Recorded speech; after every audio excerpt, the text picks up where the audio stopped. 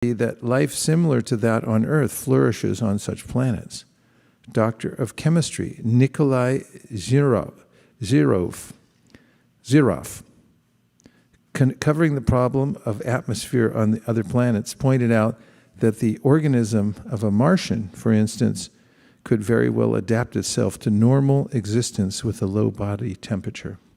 He said that he felt that the gaseous composition of Martian atmosphere was quite suitable to sustain life of beings which have become adapted to it. This adaptability of an organism to different varieties of planets is described in the Brahma Samhita as Vibhuti Bhinnam. That is, each and every one of the innumerable planets within the universe is endowed with a particular type of atmosphere. And the living beings there are more perfectly advanced in science and psychology because of a better atmosphere. Vibhuti means specific powers, and Bhinam means variegated. Scientists who are attempting to explore outer space and are trying to reach other planets by mechanical arrangements must know for certain that organisms adapted to the atmosphere of Earth cannot exist in the atmospheres of other planets. Easy journey to other planets. There was a quotation. One has to prepare himself, therefore, to be transferred to a different planet after being relieved of the present body. And it is said in the Bhagavad-Gita, Yanti deva vrata devan pitrin yanti pratir vrata bhutani yanti bhuteja yanti madhyajinopi mam. Those who worship the demigods will take birth among the demigods. Those who worship ghosts and spirits will take birth among such beings, and those who worship me will live with me. Maharaj Parikshit's statement regarding the workings of the creative energy of the Lord discloses that he knew everything of the process of creation. Why then did he ask Shukdev Goswami for such information? Maharaj Parikshit, being a great emperor, a descendant of the Pandavas, and a great devotee of Lord Krishna, was quite able to know considerably about the creation of the world, but that much knowledge was not sufficient. He said, therefore, that even greatly learned scholars fail to know about that, even after great effort. The Lord is unlimited, and his activities are also unfathomed. With a limited source of knowledge and with imperfect senses, any living being up to the standard of Brahmaji, the highest perfect living being within the universe, can never imagine knowing about the unlimited. We can know something of the unlimited when it is explained by the unlimited, as has been done by the Lord himself in the unique statements of the Bhagavad-Gita, and it can also be known to some extent from realized souls like Shukdev Goswami, who learned it from Vyasadeva, a disciple of Narada, and thus the perfect knowledge can descend by the chain of disciplic succession only, and not by any form of experimental knowledge, old or modern. The Supreme Personality of Godhead is one, whether he alone acts with the modes of material nature or simultaneously expands in many forms or expands consecutively to direct the modes of nature. Kindly clear up all these doubtful inquiries, because you are not only vastly learned in the Vedic literatures and self-realized in transcendence, but are also a great devotee of the Lord and are therefore as good as the personality of Godhead. In the Brahma Samhita, it is said that the Supreme Absolute Truth, Govinda, the personality of Godhead, although one without a second, is infallibly expanded by innumerable forms, non-different from one another, and although he is the original person, he is still ever young with permanent youthful energy. He is very difficult to know simply by learning the transcendental science of the Vedas, but he is very easily realized by his pure devotees.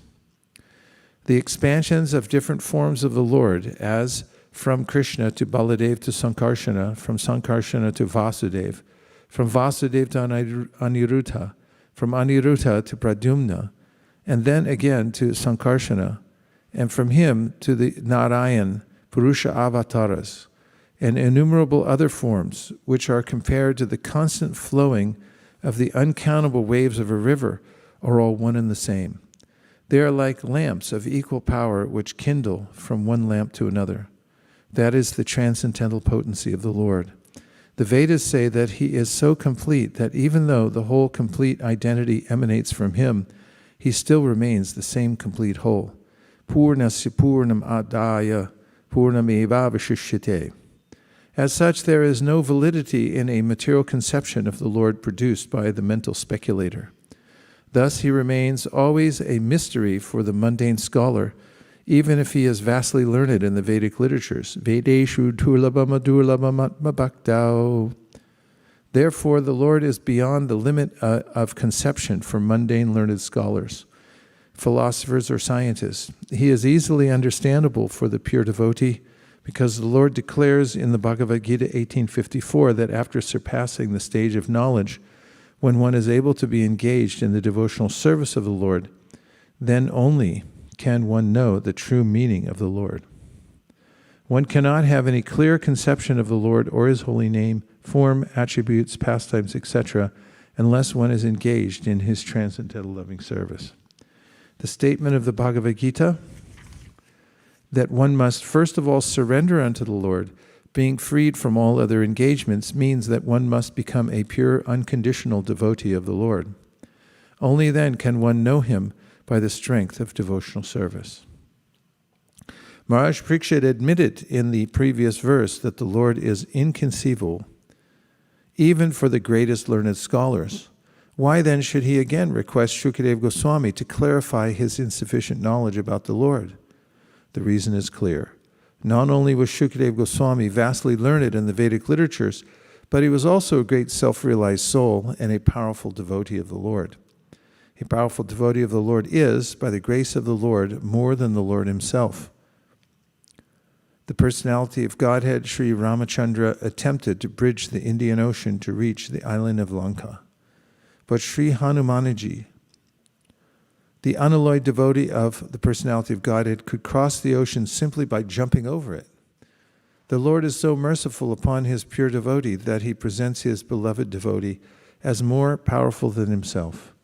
The Lord expressed himself to be unable to save Durvasa Muni, although the Muni was so powerful that he could reach the Lord directly under material conditions. But Durvasa Muni was saved by Maharaj Ambarish, a devotee of the Lord.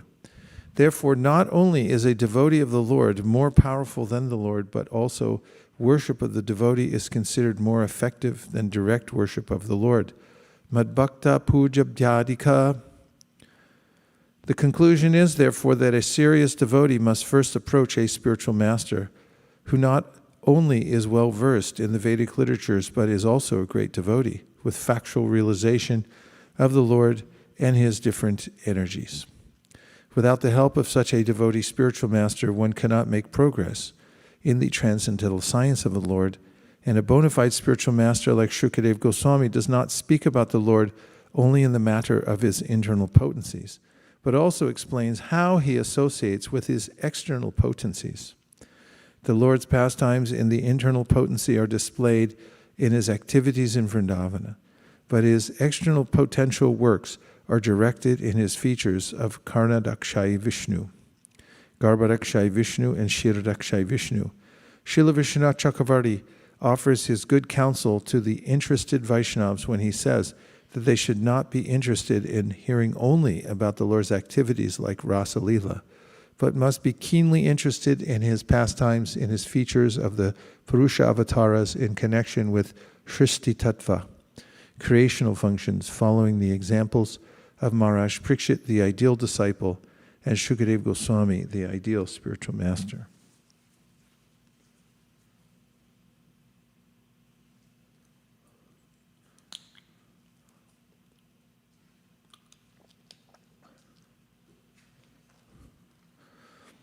Sutta Goswami said, when Shukadeva Goswami was thus requested by the king to describe the creative energy of the personality of Godhead, he then systematically remembered the master of the senses, Sri Krishna, and to reply properly, he spoke thus. The devotees of the Lord, while delivering speeches and describing the transcendental attributes of the Lord, do not think that they can do anything independently. They think that they can speak only what they are induced to speak by the Supreme Lord, the master of the senses. The senses of the individual being are not his own. The devotee knows that such senses belong to the Supreme Lord and that they can be properly used when they are employed for the service of the Lord. The senses are instruments and elements are ingredients, all endowed by the Lord. Therefore, whatever an individual can do, speak, see, etc., is under the direction of the Lord only. The Bhagavad-Gita 15:15 confirms this. Sarvasya chaham hridi sannivishto mattak smritir jnanam apohanam cha. No one is free to act freely and independently, and as such, one should always seek the permission of the Lord to act or eat or speak, and by the blessing of the Lord, everything done by a devotee is beyond the principles of the four defects typical of the conditioned soul. Shukadeva Goswami said, "Let me offer my respectful obeisances unto the Supreme Personality of Godhead, who, for the creation of the material world, accepts the three modes of nature. He is the complete whole residing within the body of everyone, and his ways are inconceivable. This material world is a manifestation of the three modes of goodness, passion, and ignorance. And the Supreme Lord, for the creation, maintenance, and destruction of the material world, accepts three predominating forms as Brahma, Vishnu, and Shankara, Shiva. As Vishnu, he enters into every body materially created. As Garbhodakshay Vishnu, he enters into every universe. And as Kshirodakshay Vishnu, he enters the body of every living being. Lord Sri Krishna, being the origin of all Vishnu tattvas, is addressed here as Parat Puman, or Purushottam, as described in the Bhagavad-Gita. He is the complete whole. The Purusha avatars are therefore his plenary expansions. Bhakti Yoga is the only process by which one can become competent to know him. Because the empiric philosophers and mystic yogis cannot conceive of the personality of Godhead, he is called Anupalaksha Vartmane, the Lord of the inconceivable way, or Bhakti Yoga. I again offer my respectful obeisances unto the form of complete existence and transcendence, who is the liberator of the pious devotees from all distresses and the destroyer of the further advances in atheistic temperament of the non-devotee demons.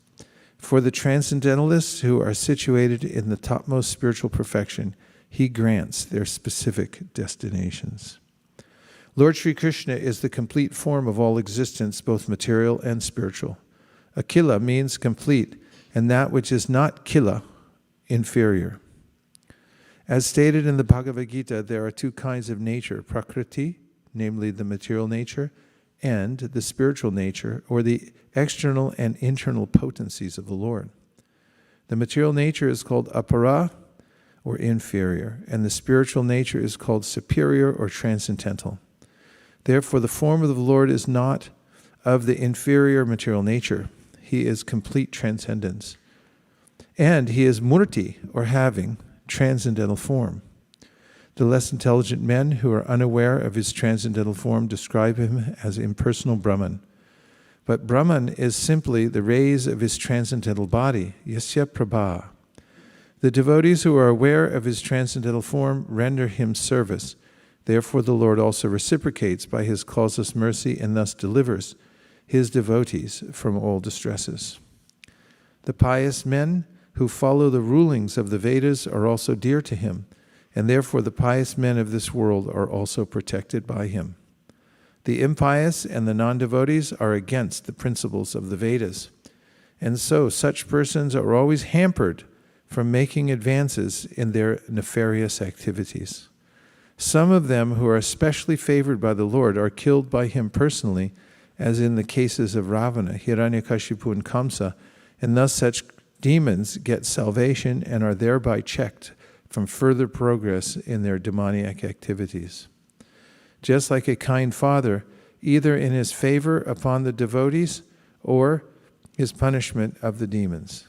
He is ever kind to everyone because he is the complete existence for all individual existence. The Paramahamsa stage of existence is the highest perfectional stage of spiritual values. According to Srimati Kunti Devi, the Lord is factually understood by the Paramahamsa only, by the Paramahamsas only. As there is gradual realization of the transcendence from impersonal Brahman to localized Paramatma, to the personality of Godhead, Purushottam, Lord Krishna, similarly, there is gradual promotion of one's situation in the spiritual life of sannyas. Kudichak, Bahudak, Parivraja, Kacharya, and Paramahamsa are gradual progressive stages in the renounced order of life. Sannyas and Queen Kunti Devi, the mother of the Pandavas, has spoken about them in her prayers for Lord Krishna. Canto 1, Chapter 8. The Paramahamsas are generally found among both the impersonalists and the devotees. But according to Srimad Bhagavatam, as clearly stated by Kunti Devi, pure bhakti yoga is understood by the Paramahamsas. And Kunti Devi has especially mentioned that the Lord descends, paritranaya sadhunam, especially to award bhakti yoga to the Paramahamsas. So ultimately, the Paramahamsas, in the true sense of the term, are unalloyed devotees of the Lord. Srila Jiva Goswami has directly accepted that the highest destination is bhakti yoga, by which one accepts the transcendental loving service of the Lord. Those who accept the path of bhakti yoga are the factual Paramahamsas. Since the Lord is very kind to everyone, the impersonalists who accept bhakti as the means of merging in the existence of the Lord in his impersonal Brahmajyoti are also awarded their desired destination. He has assured everyone in the Bhagavad-Gita 4:11, Ye yata mam prapadyante.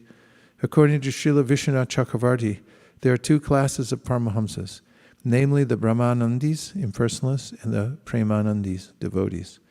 And both are awarded their desired destinations, although the Premanandis are more fortunate than the Brahmanandis.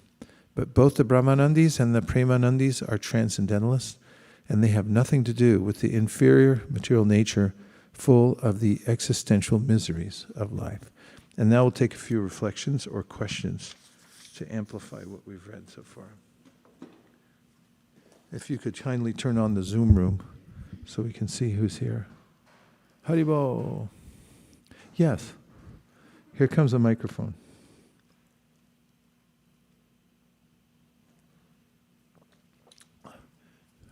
Mataji, right there, please. Thank you. Hare Krishna. Could you elaborate a little bit on this Brahmanandis and Paramanandis? Premanandis.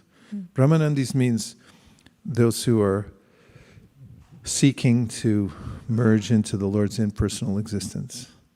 Brahman. And Premanandis are those who want to develop prema, which means they'll have a relationship with Krishna.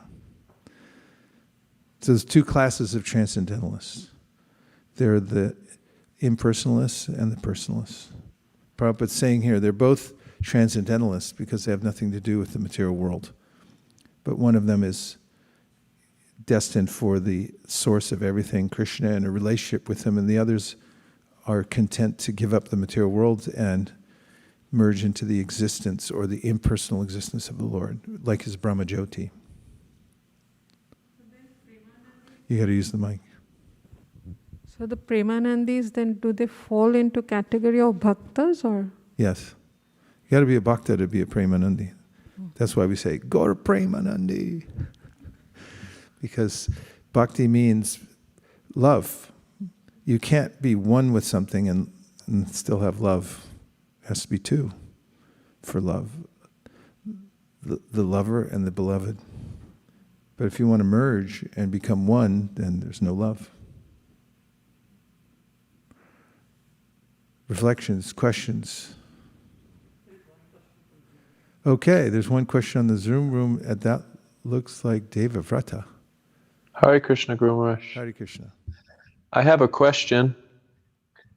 Recently I was distributing books at University of Utah, and I had kind of a unique day, and I guess it seems like a lot of students that you meet, it's difficult for them to accept the authority of like religious scripture. And it seems like there's a lot of faith in the direction of, what they're learning from professors or, the narrative of modern scientists for so many years. And the questions arising in my mind, mostly because I'm reading Transcendental Diary, and then we're also reading this, and it's so wonderful. But how do we convince the general public to accept the authority of Shastra and shift the axiomatic from the postmodernistic perspective of scientists to the Shastric perspective?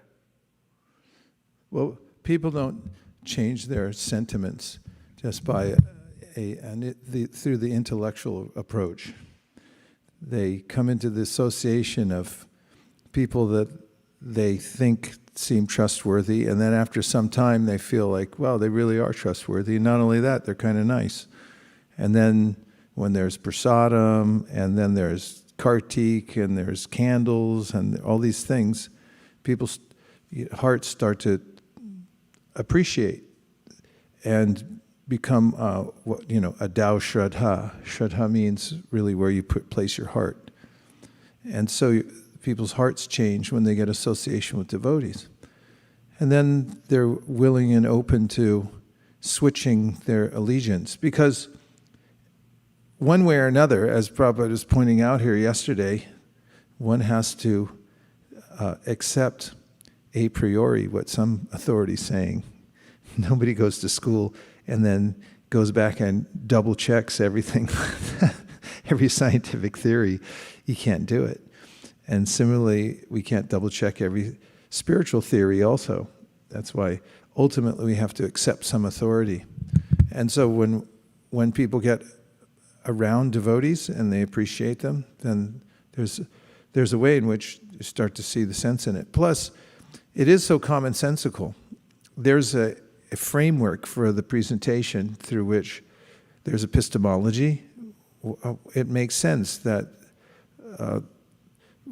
we can't understand with our material senses, which have defects, the nature of the world, that we have to accept from a higher authority. And it also makes sense that the one who created everything in the beginning would be the best authority to go through. It also makes sense that there would be a disciplic line coming from there and so forth. So by degrees, when people get the chance to hear, they can also be convinced intellectually as well.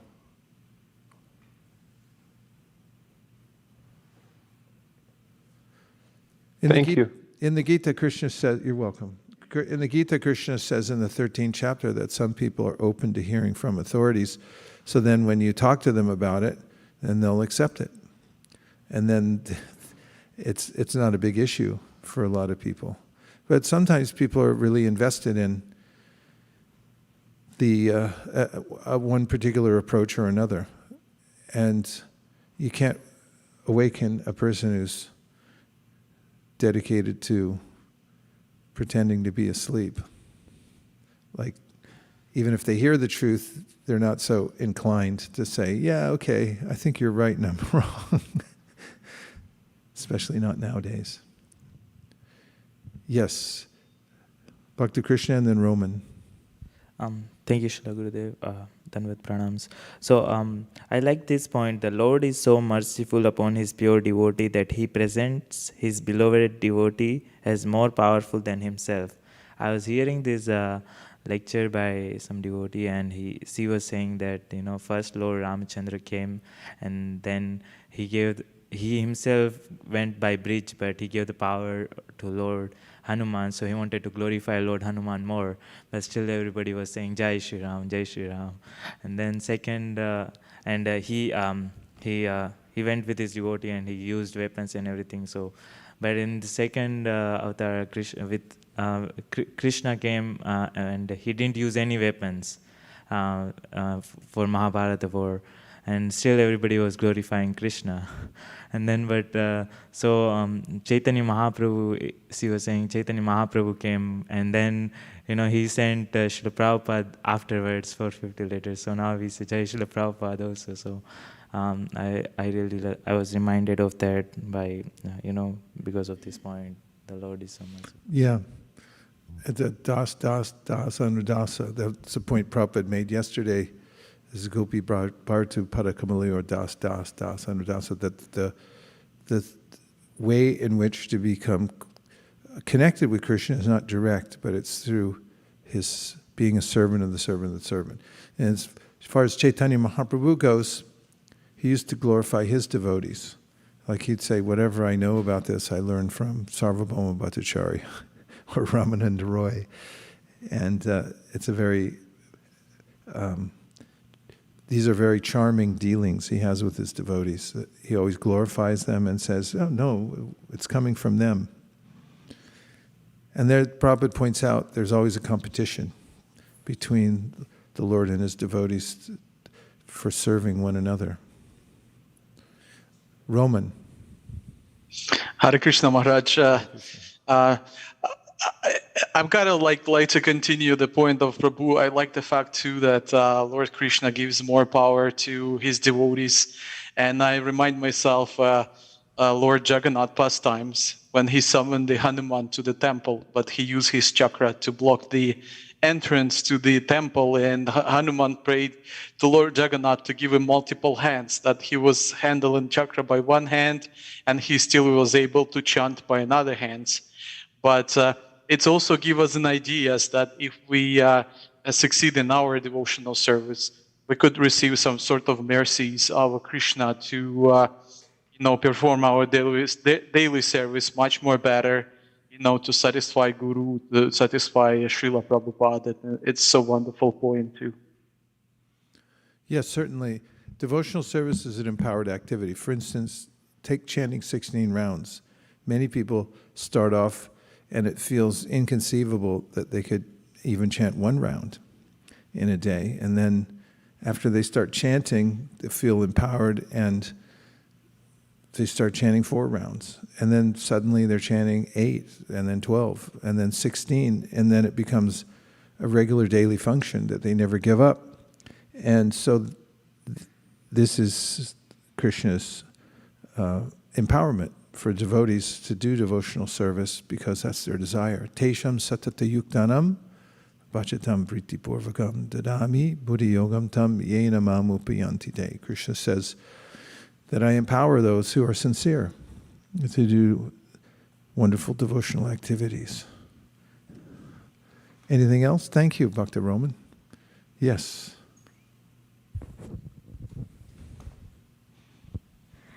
Like that important point that the one can't reach the clear concept of the holy name of the Krishna's pastimes and forms.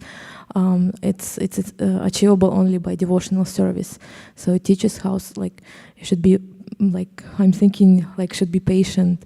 That understanding about the Lord's name and pastimes, it doesn't come right away. So it should be patient and practice devotional service to Krishna Guru, all Acharyas and Vaishnavas, and then gradually it will come. Be very patient, not expecting right away to come this realization completely. Yeah, that's a good point. To be patient. I have a question. Okay. Yes, Subhadra. You always talk about how we should meditate on satisfying Krishna's senses.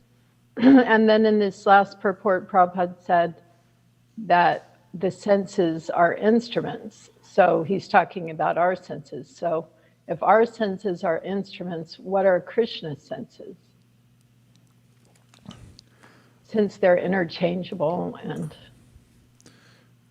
Well, Krishna's senses are non-different from Krishna. Angani yasya sakalendriya vrittimanti. So Krishna's senses are Krishna. There's no difference between the two. Whereas we are in a body, we're not the body. Krishna is his form. So his senses are non-different, and our senses are different from the material senses that we've acquired now because of the accommodation of the material modes of nature, because of our desire. Then, as mentioned in the Gita, chotram shakshu sparshanam cha rasanam granam eva cha atishtayam manaschayam vishayan upasevate. Material nature gives us a set of senses. And so realization that this body belongs to Krishna and I'll use it as an instrument is the way in which we become liberated, and also we purify the senses by engaging them in Krishna's service. If I didn't answer your question, you can ask it again in a different way. You did. That's kind of what I thought, but sometimes you just have to, like she was saying before, be patient until you get full realization of what that really means. So So yeah, he is his body. It really means that there's actually a simple way of appreciating that when I use my senses for my own satisfaction, I feel frustrated. But the moment I change my attitude and think this body is meant to be engaged in Krishna's service, then it's palpable that I feel satisfied and happy, despite the whatever miserable condition the body's in. Then one realizes I'm not the body, and I can use it in Krishna's service, and I maintain it the best I can, but ultimately it's up to Krishna how long that I keep it even. And when we release that burden of thinking I am my body and I have to enjoy this body and I have to maintain it, that is forever, then we're free to serve Krishna. That's very practical. Thank you. Okay, thank you. Ramananda, any more on the board? I can't see everybody. Okay. Everyone okay? Yes. Thanks for coming. Let me offer my respectful obeisances unto he who is the associate of the members of the Yadu dynasty, and who is always a problem for the non-devotees. He is the supreme enjoyer of both the material and spiritual worlds, yet he enjoys his own abode in the spiritual sky. There's no one equal to him because his transcendental opulence is immeasurable. There are two sides of the transcendental manifestations of the Supreme Lord Sri Krishna. For the pure devotees, he is the constant companion, as in the case of his becoming one of the family members of the Yadu dynasty, or his becoming the friend of Arjuna, or his becoming the associate neighbor of the inhabitants of Vrindavan, as the son of Nanda Yashoda, the friend of Sudama, Sridama, and Madhumangala, or the lover of the damsels of Rajabhumi, etc. This is part of his personal features. And by his impersonal feature, he expands the rays of the Brahmajyoti, which is limitless and all-pervasive. Part of this all-pervasive Brahmajyoti, which is compared to the sun rays, is covered by the darkness of the Mahat Tattva, and this insignificant part is known as the material world. In this material world, there are innumerable universes like the one we can experience, and in each of them, there are hundreds of thousands of planets like the one we are inhabiting. The mundaners are more or less captivated by the unlimited expansion of the rays of the Lord, but the devotees are concerned more with his personal form, from which everything is emanating, janmadhyasa yataha. As the sun rays are concentrated in the sun disk, the Brahmajyoti is concentrated in Goloka Vrindavan, the topmost spiritual planet in the spiritual sky. The immeasurable spiritual sky is full of spiritual planets named Vaikunthas, far beyond the material sky. The mundaners have insufficient information of even the mundane sky, so what can they think of the spiritual sky?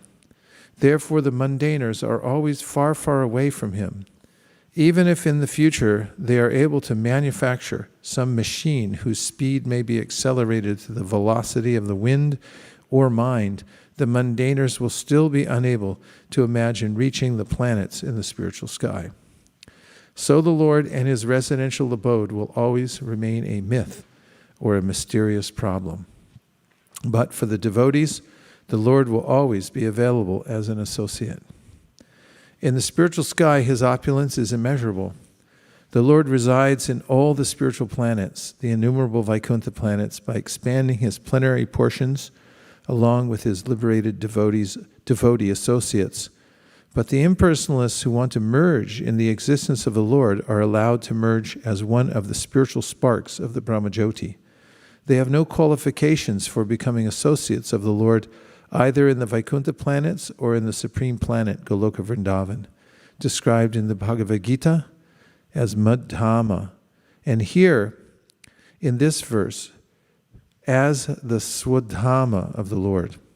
This Madhama or Swadharma is described in the Bhagavad-Gita 15:6 as follows. Na tad bhasayate suryo na shanko na pavakaha yad gatva na nirvartante tadhama paramam mama. The Lord's Swadharma does not require any sunlight or moonlight or electricity for illumination. That Dhamma or place is supreme, and whoever goes there never comes back to this material world. The Vaikuntha planets and the Goloka Vrindavan planet are all self-illuminating, and the rays scattered by those Swadharma or the Lord constitute the existence of the Brahmajyoti, as further confirmed in the Vedas like the Mundaka, Katta, and Shvetashvatara Upanishads. Na tatra suryo bhati na chandra tarakam nema vidyuto bhanti kuto yam agni tam eva bantam anubhati sarvam tasya bhasa sarvamidam vipati. In the Swadharma of the Lord there is no need of sun, moon, or stars for illumination, nor is there need of electricity. So what to speak of ignited lamps? On the other hand, it is because those planets are self-illuminating that all effulgence has become possible. And whatever there is that is dazzling is due to the reflection of that Swadharma.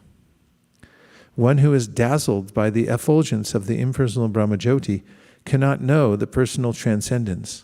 Therefore, in the Ishopanishad 15, it is prayed that the Lord shift his dazzling effulgence so that the devotee can see the real reality.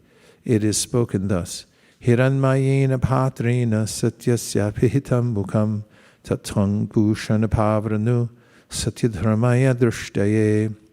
O Lord, you are the maintainer of everything, both material and spiritual, and everything flourishes by your mercy. Your devotional service or bhakti yoga is the actual principle of religion, satyadharma, and I am engaged in that service. So kindly protect me by showing your real face. Please, therefore, remove the veil of your Brahmajyoti rays so that I can see your form of eternal bliss and knowledge. Yad kirtanam, yad smaranam, yad ikshanam, yad vandanam, yad shravanam, yad arhanam, lokasya sadyo vidunoti kalmasham, tasmai subhadra shravase namo namaha. Let me offer my respectful obeisances unto the all-auspicious Lord Sri Krishna, about whom glorification, remembrances, audience, prayers, hearing, and worship can at once cleanse the effects of all sins of the performer. Purport: the sublime form of religious performances to free oneself from all reactions of sins is suggested herein by the greatest authority, Sri Shukadeva Goswami.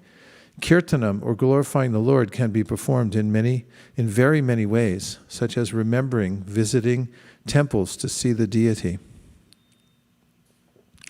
offering prayers in front of the Lord, and hearing recitations of glorification of the Lord as they are mentioned in the Srimad Bhagavatam or in the Bhagavad-Gita. Kirtanam can be performed both by singing the glories of the Lord in accompaniment with melodious music and by recitation of scriptures like Srimad Bhagavatam or Bhagavad-Gita. The devotees need not be disappointed in the physical absence of the Lord, though they may think of not being associated with him. The devotional process of chanting, hearing, remembering, etc., either all or some of them, or even one of them, can give us the desired result of associating with the Lord by discharging the transcendental loving service of the Lord in the above manner. Even the very sound of the holy name of the Lord, of Lord Krishna or Rama, can at once surcharge the atmosphere spiritually. We must know definitely that the Lord is present wherever such pure transcendental service is performed, and thus the performer of offenseless kirtanam has positive association with the Lord. Similarly, remembrance and prayers also can give us the desired result if they are properly done under expert guidance. One should not concoct forms of devotional service. One may worship the form of the Lord in a temple, or one may impersonally offer the Lord devotional prayers in a mosque or a church.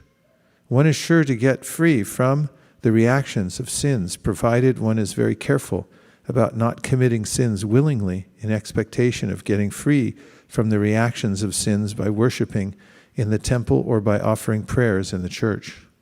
This mentality of committing sins willfully on the strength of devotional service is called namno baladyasya hi papa buddhi, and it is the greatest offense in the discharge of devotional service. Hearing, therefore, is essential in order to keep oneself strictly on guard against such pitfalls of sins. And in order to give special stress to the hearing process, the Goswami invokes the all-auspicious fortune in this manner.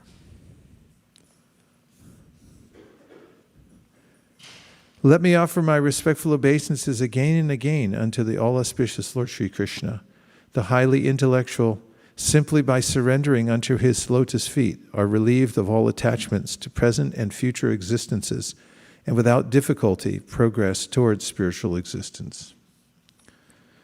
Lord Sri Krishna has repeatedly instructed Arjuna, or for that matter, everyone concerned with becoming his unalloyed devotee. In the last phase of his instruction in the Bhagavad-Gita, 1864 through 66, he instructed most confidentially as follows. Sarva guyatamam bhuhya shrinu me paramam vacha ishto si me dradham itti tato vakshyami te hitam manmana bhavamad bhakto madhyaji mam namaskuru mami vashyasya satyam te pratijani priyosi me sarvadharman parityajya mamekam sharanam raja ahang tang sarvapapebhyo mukshayishami masuchaha. My dear Arjuna, you are very dear to me, and therefore, only for your good I will disclose the most secret part of my instructions. It is simply this: become a pure devotee of mine, and give yourself unto me only, and I promise you full spiritual existence, by which you may gain the eternal right of transcendental loving service unto me. Just give up all other ways of religiosity, and exclusively surrender unto me, and believe that I will protect you from your sinful acts. And I shall deliver you. Do not worry anymore. Persons who are intelligent take serious notice of this last instruction of the Lord. Knowledge of the self is the first step in spiritual realization, which is called confidential knowledge. And a step further is God realization, which is called more confidential knowledge. The culmination of the knowledge of Bhagavad-Gita is God realization. And when one attains this stage of God realization, he naturally, voluntarily becomes a devotee of the Lord to render him loving transcendental service. This devotional service to the Lord is always based on love of God and is distinct from the nature of routine service as prescribed in Karma Yoga, Jnana Yoga, or Dhyana Yoga. In the Bhagavad-Gita, there are different instructions for such men of different categories, and there are various descriptions for Varnashrama Dharma, Sannyasa Dharma, Yati Dharma, the renounced order of life, controlling the senses, meditation, perfection of mystic powers, etc. But one who fully surrenders unto the Lord to render service unto Him out of spontaneous love for Him, factually assimilates the essence of all knowledge described in the Vedas. One who adopts this method very skillfully attains perfection of life at once. And this perfection of human life is called Brahmagati, or the progressive march in spiritual existence. As enunciated by Srila Jiva Goswami on the basis of Vedic assurances, Brahmagati means to attain a spiritual form as good as that of the Lord, and in that form the liberated living being eternally lives on one of the spiritual planets situated in the spiritual sky. Attainment of this perfection of life is easily available to a pure devotee of the Lord without his undergoing any difficult method of perfection. Such a devotional life is full of kirtanam, smaranam, ikshanam, etc., as mentioned in the previous verse. One must therefore adopt this simple way of devotional life in order to attain the highest perfection available in any category of the human form of life in any part of the world. I'll read that last one again. It's too nice. One must therefore adopt this simple way of devotional life in order to attain the highest perfection available in any category of the human form of life in any part of the world. There's your blanket coverage. You need a blanket policy? There it is. What's it going to take to get you into a blanket policy today, Bob? When Lord Brahma met Lord Krishna as a playful child in Vrindavan, he offered his prayer in which he said, Shreya Shritim Bhakti Mudasyate Vibho Kashantiye Kevala Bodha Labdaye Tesham Asa Kleshala Eva Shishyate Nanyadyatasthula Tushavaghatinam. Bhakti Yoga is the highest quality of perfection to be achieved by the intelligent person in lieu of performing a large quantity of spiritual activities. The example cited here is very appropriate. A handful of real paddy is more valuable than heaps of paddy skins without any substance within.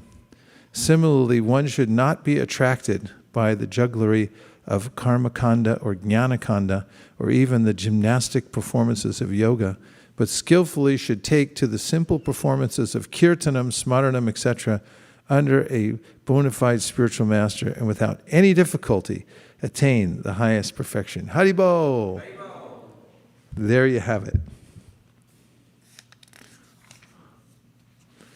Let me offer my respectful obeisances unto the all-auspicious Lord Sri Krishna again and again, because the great learned sages, the great performers of charity, the great workers of distinction, the great philosophers and mystics, the great chanters of the Vedic hymns, and the great followers of Vedic principles cannot achieve any fruitful result without dedication of such great qualities to the service of the Lord. Purport: advancement of learning, a charitable disposition, political, social, or religious leadership of human society, philosophical speculations, the practice of the yoga system, expertise in the Vedic rituals, and all similar high qualities in man serve one in the attainment of perfection only when they are employed in the service of the Lord. Without such dovetailing, all such qualities become sources of trouble for people in general. Everything can be utilized either for one's own sense gratification or in the service of one other than oneself. There are two kinds of self-interest only, namely personal selfishness and extended selfishness. But there is no qualitative difference between personal and extended selfishness. Theft for personal interest or for the family interest is of the same quality, namely criminal. A thief pleading not guilty because of committing theft, not for personal interest, but for the interest of society or country, has never been excused by the established law of any country. People in general have no knowledge that the self-interest of a living being attains. People in general have no knowledge that the self-interest of a living being attains perfection only when such an interest coincides with the interest of the Lord. For example, what is the interest of maintaining body and soul together? One earns money for maintenance of the body, personal or social, but unless there is God consciousness, unless the body is being properly maintained to realize one's relation with God, all good efforts to maintain body and soul together are similar to the attempts of the animals to maintain body and soul together. The purpose of maintaining the body is different from that of the animals.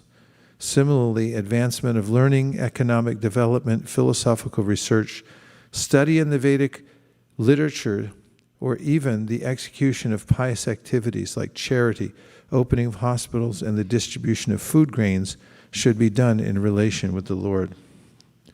The aim of all such acts and endeavors must be the pleasure of the Lord and not the satisfaction of any other identity, individual or collective.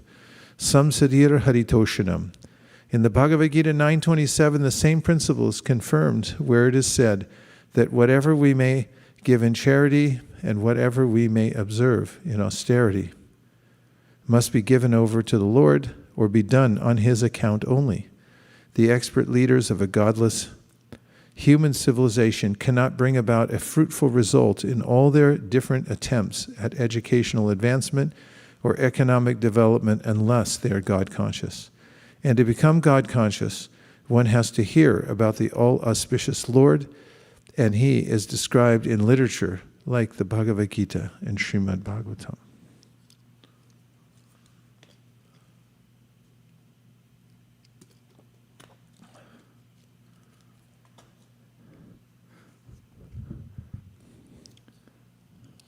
Kirata unandra pulinda pulkasha abhirashamba yavana kasaraya yene cha papa yadapashra yashaya shudyanti tasmai pravavishnave namaha. You came in on the right verse. Kirata huna andra pulinda pulkasha abhirashamba yavana, members of the Kasa races, and even others addicted to sinful acts can be purified by taking shelter of the devotees of the Lord due to his being the supreme power. I beg to offer my respectful obeisances unto him, because this is the anthem of the Hare Krishna movement. Purport. Kirata, a province of old Bharatvarsha, mentioned in the Bhishma Parva of the Mahabharata. Generally, the Kiratas are known as the aboriginal tribes of India, and in modern days, the Santal Parganas in Bihar and Chota. Nagpur might comprise the old province named Kirata.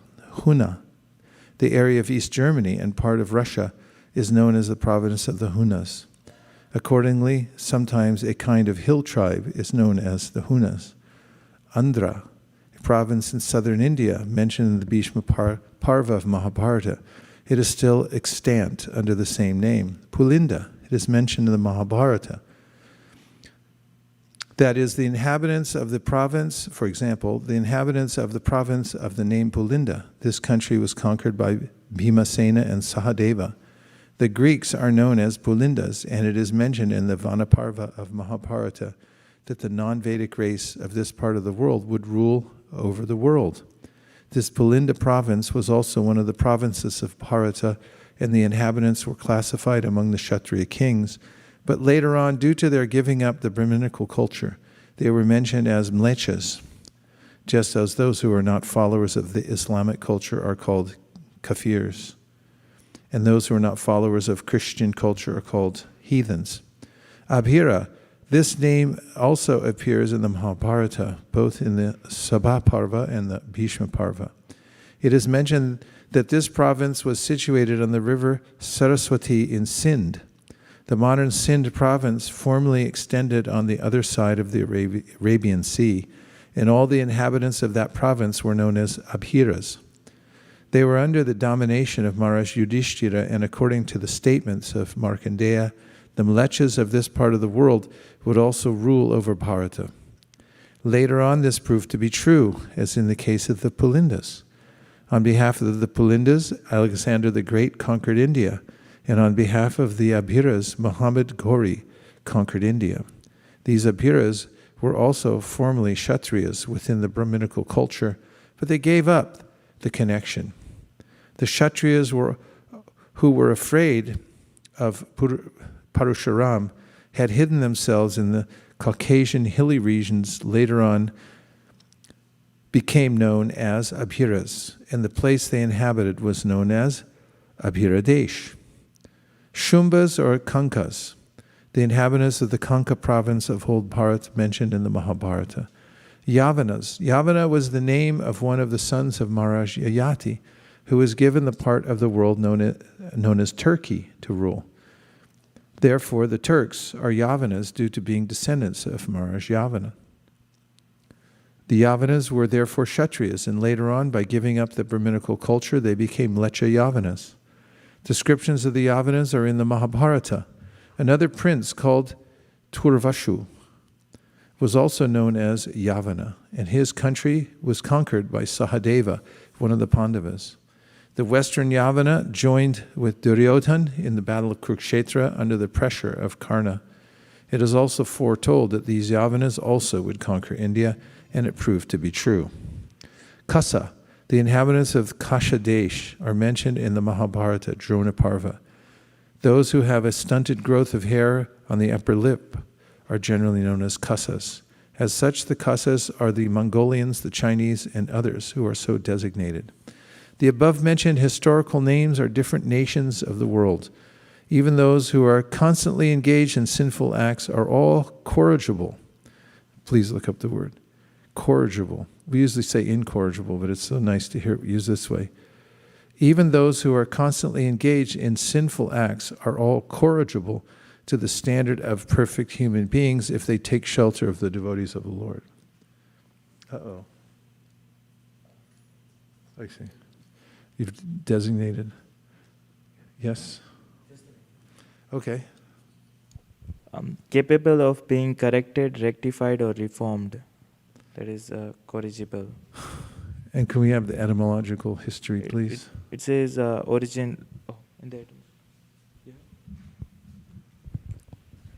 It says it's from Old French, corrigible, from medieval Latin, corrigibilis, that which can be corrected, from Latin, corrigere, to put straight to reform, and yeah, it's from like the 1580s.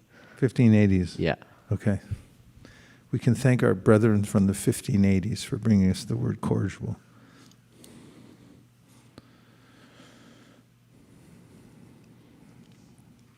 The above-mentioned historical names are different nations of the world. Even those who are constantly engaged in sinful acts are all corrigible to the standard of perfect human beings if they take shelter of the devotees of the Lord. Jesus Christ and Muhammad, two powerful devotees of the Lord, have done tremendous service on behalf of the Lord on the surface of the globe. And from the version of Srila Shukadeva Goswami, it appears that instead of running a godless civilization in the present context of the world situation, if the leadership of world affairs is entrusted to the devotees of the Lord, for which a worldwide organization under the name and style of the International Society for Krishna Consciousness has already been started, then by the grace of the Almighty Lord, there can be a thorough change of heart in human beings all over the world, because the devotees of the Lord are able authorities to effect such a change by purifying the dust-worn minds of the people in general. The politicians of the world may remain in their respective positions because the pure devotees of the Lord are not interested in political leadership or diplomatic implications. The devotees are interested only in seeing that the people in general are not misguided by political propaganda and in seeing that the valuable life of a human being is not spoiled in following a type of civilization which is ultimately doomed.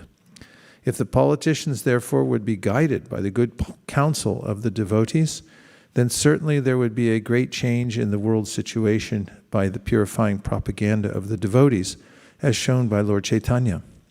As Shukadeva Goswami began his prayer by discussing the word, yet kirtanam, so also Lord Chaitanya recommended that simply by glorifying the Lord's holy name, a tremendous change of heart can take place, by which the complete misunderstanding between the human nations created by politicians can at once be extinguished.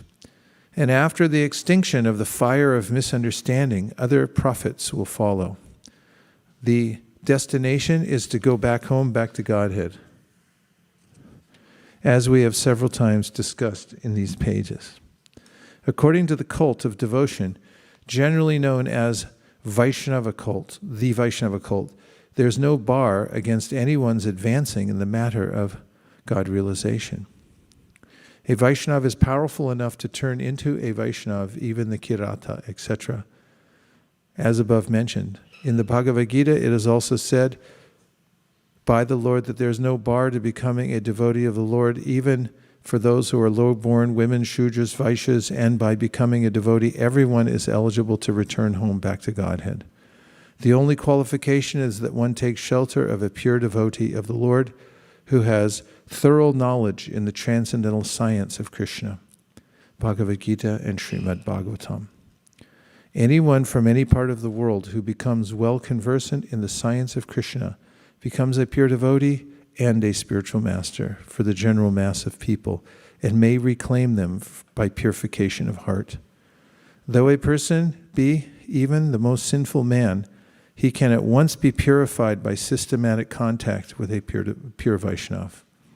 A Vaishnava therefore can accept a bona fide disciple from any part of the world without any consideration of caste and creed and promote him by regulative principles to the status of a pure Vaishnava who is transcendental to Brahminical culture. The system of caste or varnashrama dharma is no longer regular even amongst the so-called followers of the system. Nor is it now possible to reestablish the institutional function in the present context of social, political, and economic revolution. Without any reference to the particular custom of a country, one can be accepted to the Vaishnava cult spiritually, and there is no hindrance in the transcendental process. So by the order of Lord Sri Chaitanya Mahaprabhu, the cult of Srimad Bhagavatam or the Bhagavad-Gita can be preached all over the world, reclaiming all persons willing to accept the transcendental cult. Such cultural propaganda by the devotees will certainly be accepted by all persons who are reasonable and inquisitive without any particular bias for the custom of the country. The Vaishnava never accepts another Vaishnava on the basis of birthright, just as he never thinks of the deity of the Lord in the temple as an idol. And to remove all doubts in this connection, Srila Shukadeva Goswami has invoked the blessings of the Lord who is all-powerful. Prabhavishnave Namaha. As the all-powerful Lord accepts the humble service of his devotee in devotional activities of the archan, his form as the worshipable deity in the temple, similarly the body of a pure Vaishnava changes transcendentally and at once when he gives himself up to the service of the Lord and is trained by a qualified Vaishnava. The injunction of Vaishnava regulation in this connection runs as follows. Arche Vishnu Shiladir Gurushu Naramatir Vaishnavi Jati Bhudhi Shri Vishnu Namni Shubda Samanya Bhuti, etc. One should not consider the deity of the Lord as worshipped in the temple to be an idol, nor should one consider the authorized spiritual master an ordinary man, nor should one consider a pure Vaishnava to belong to a particular caste, etc. That's from the Padma Purana. The conclusion is that the Lord, being all-powerful, can, under any and every circumstance, accept anyone from any part of the world, either personally or through his bona fide manifestation as the spiritual master. Lord Chaitanya accepted many devotees from communities other than the Varnashramites, and he himself declared to teach us that he does not belong to any caste or social order of life, but that he is the eternal servant of the Lord who maintains the damsels of Vrindavan, Lord Krishna. That is the way of self-realization. Haribo. Good timing, huh? Okay, we'll take a few reflections or questions to expand the conversation. Work with me, people. Okay. I like that. Parikshit Maharaj asked Shukdev Goswami to explain creation, and several verses Shukdev Goswami is reciting prayers after prayers to the Lord before he explains creation, just to seek the blessings. So that differentiates versus mundane scholars who, they are not dependent on the Lord to gain the knowledge. Here, Shukdev Goswami is dependent on the Lord to... Yeah, it's a good observation. And Srila Bhaktisiddhanta would add the phrase, Krishna willing, when he talked about, I'm going to Calcutta, Krishna willing. I'm going to give class now, Krishna willing. And there's always that sense with a devotee that I'm not doing it, Krishna's doing it, I'm just acting as an instrument. And looking to see, what is it that is my duty? What does Krishna want me to do? And then trying to do that. Thank you. Yes. Hare Krishna Guru Maharaj, please accept my obeisances. I had a reflection and a question. So Okay. reflection was when Prabhupada said that by glorifying the Lord and engaging in Sankirtan movement, differences between the countries will go away. Mm. So that was a nice point, because we all want universal brotherhood, and that can come only by the Sankirtan movement. And the question was, in the Purport Prabhupada writes that though a person be even the most sinful man, he can at once be purified by systematic contact with the pure Vaishnava. So I wanted to ask, what is the meaning of systematic contact? Just like Prabhupada, before he started this organization, you can note in his letters that he had conceived of a way that any person could come into the community and then have a step-by-step process through which he or she could become purified. And you see it manifest now in the ISKCON model that Prabhupada started, so that people have an opportunity to come and participate and then take up regulative practice and also principles, things to avoid, so one doesn't get implicated more in the material nature. And then, for instance, chanting 16 rounds and daily hearing of Srimad Bhagavatam. These are systematic processes, like the Vaidhi process, that you follow the tenets of the Shastra, and you just Shatovrite, you take up the practices that are given by the acharyas, and then your life becomes systematized around that. And there are many ways that the word systematic is used, like for instance, anupashyati, in the verse, yastu sarvani bhutani atmani anupashyati. Anupashyati means that one should systematically see all living entities as parts of Krishna. So not only do we regulate our senses by getting up early in the morning, practice chanting, take bath, and hear Srimad Bhagavatam and so forth, but also we systematically see Krishna within everything as per the direction of the scripture. Does that help? And it just reminded me also, Sri Antariksha Prabhu asked the question yesterday about the impersonal supersoul. Because we're talking about Panchopasana, or Prabhupada had mentioned Panchopasanam. And Panchopasana is for the impersonalists, or the Mayavadis. Shankaracharya invented that. And it's because you can't look at nothing, and you can't meditate on nothing. So they came up with these various entities that one could meditate on temporarily until one comes to the point of transcending the bodily concept of life, and then one gives those up and merges into nothingness, or into the impersonal Godhead. And so the context Prabhupada uses it in, which I only found in one other place, which is a letter that he wrote to a devotee named Sai, who later became his disciple, was where he put in parentheses the impersonal supersoul. He was referring to the fact that, number one, the impersonalists, when they meditate on the supersoul, they're doing it with the idea of rejecting later and merging into the impersonal. And that's borne out in the commentary to the verse, Tadasmasharam, Tridayam Bhateyam, Yadgrihamaner Harinamadeyai, Na Vikri Tata Yatavikaro, Netre Jalam Gatra Urhesha Harsha. We read that yesterday. So in that verse, Shukadeva Goswami was saying that there's a way in which, if a person is showing external symptoms, but they haven't changed their habits, their heart remains hard. It's known that their heart's steel framed. And so there's one class of yogi who meditates on this Panchopasana.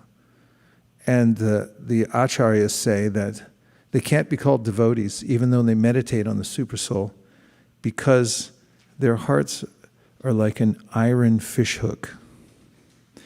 And after they capture that vision of the Lord, then they later give it up. There's no actual devotion there. So in that sense, they say they're iron-hearted also, steel-framed, I should say. They use that word iron. So it goes to this idea that also that in the meditation on the supersoul, when there's no sense of relationship, you're not even in Shantaras, then there's a sense of it being impersonal. but especially it's in context of the Mayavadis who practice this concocted system of Panchopasana. You can pass it along. Okay, a couple more. Oh yeah, there's some on the board? I don't see any on the board. Hare Krishna, Guru Maharaj. Okay, Devavrata. Hare Krishna. I was appreciating something that came up in this last purport. Similarly, the body of a pure Vaishnava changes transcendently at once when he gives himself up to the service of the Lord and is trained by a qualified Vaishnava.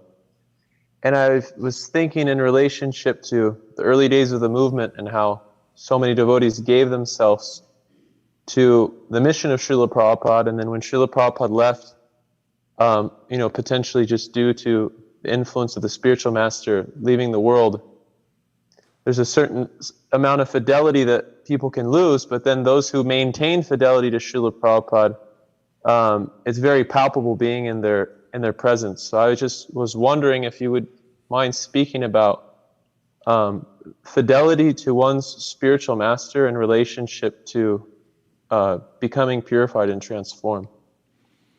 Could you look up the word fidelity?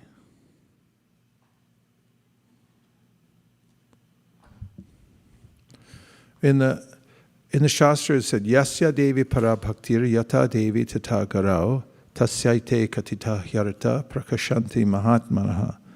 When one has implicit faith in one's guru and also in Krishna, then all the truths of the Vedas are revealed.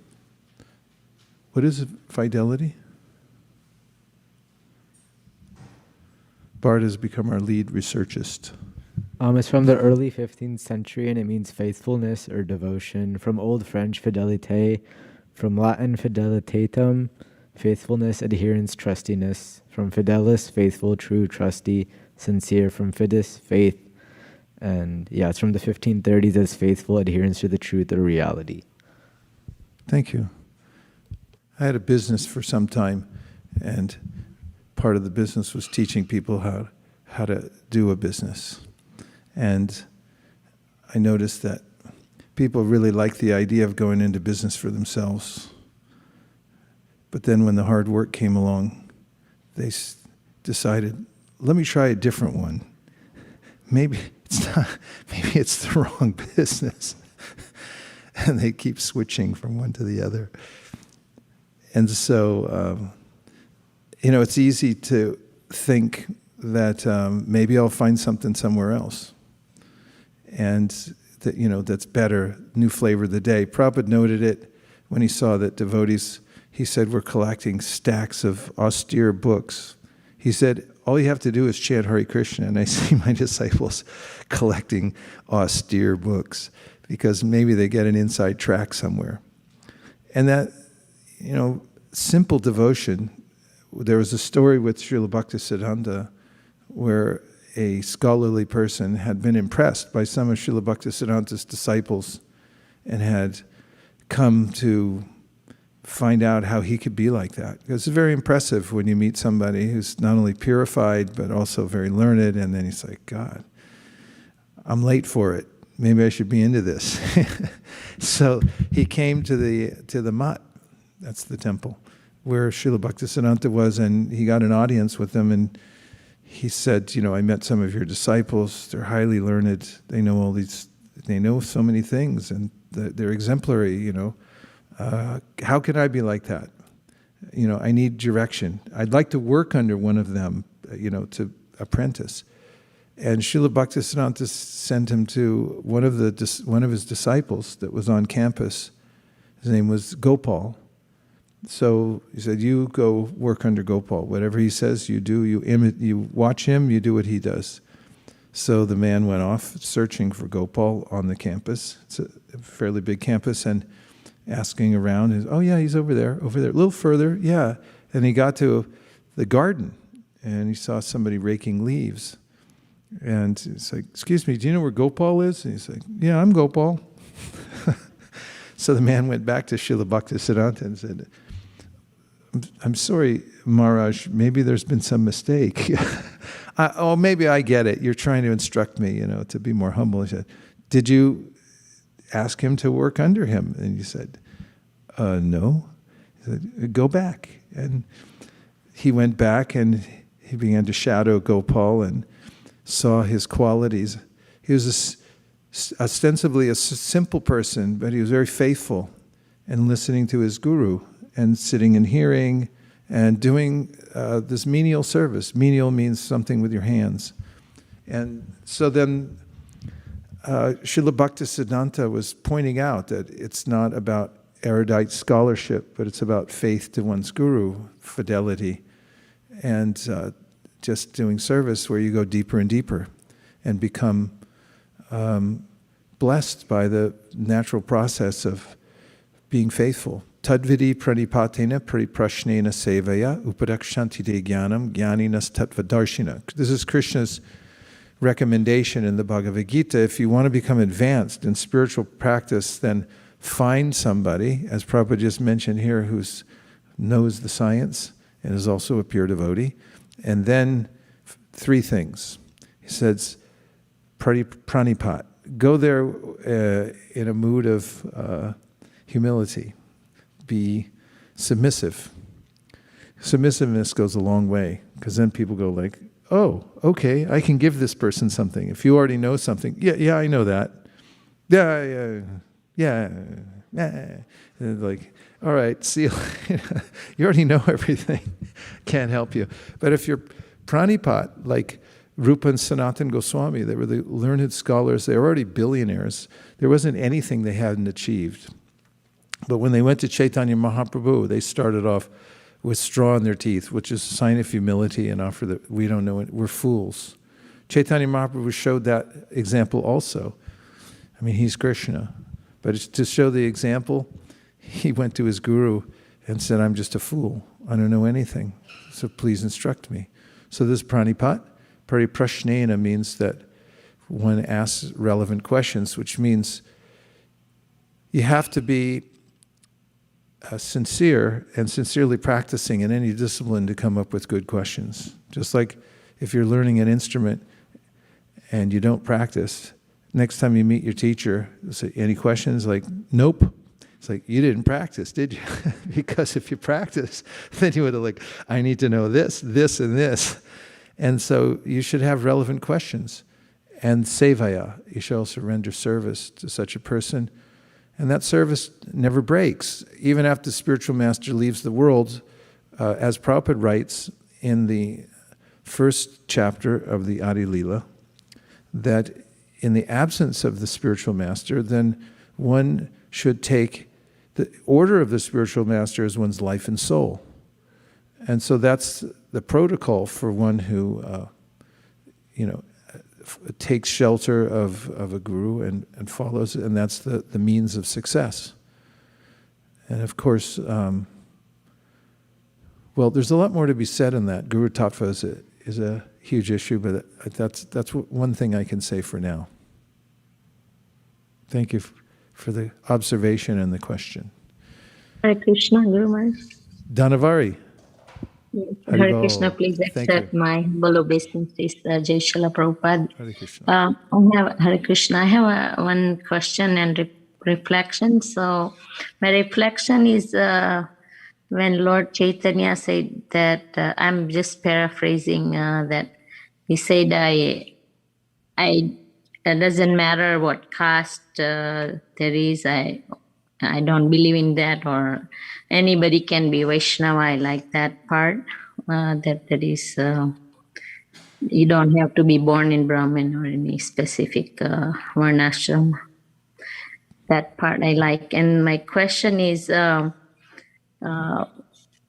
in Gita, I forgot what chapter, 10th or 9th, that Krishna says that even though if impersonalists or anybody who comes to me indirectly, they are offering to me whatever they're offering. So in that, would you explain a little bit, please, about, so they, even though in person, they will, the Krishna gets their service, or how does that, what does it mean by that? Well, the demigods are limbs of the Supreme Personality of Godhead. If you look at the the universal form, you'll see that the devas are just like his extensions. And as mentioned in the Brahma Samhita, in the various descriptions of devas or demigods, like Shristi Stiti Pralaya Sarana Shaktireka Chayeva Yasya Bhuvanani Vibharati Durga Ichchanu Rupam Api Yasya Chite Stite Sa Govindamani Purusham Tamaham Bhajami. We have Durga mentioned, and then Ganesh, Yat Pada Pallava Yugam Vinidaya Kumbha Dvanve Pranama Samayesa Ganadi Raja Vignan Bihantam Alamasya Jagatrayasya Govindamani Purusham Tamaham Bhajami. And there's Brahma, there's Shiva, Shiram, Yatad, Vikara, Visheshi, etc. So all these devas are there mentioned and said that they're getting all their power from Govinda. And so if you're going to a deva and saying, please help me, you can notice, like we just mentioned, Ganesh. So then in the verse it says, how is Ganesh getting his power to remove obstacles on your path? Do you know? According to the verse?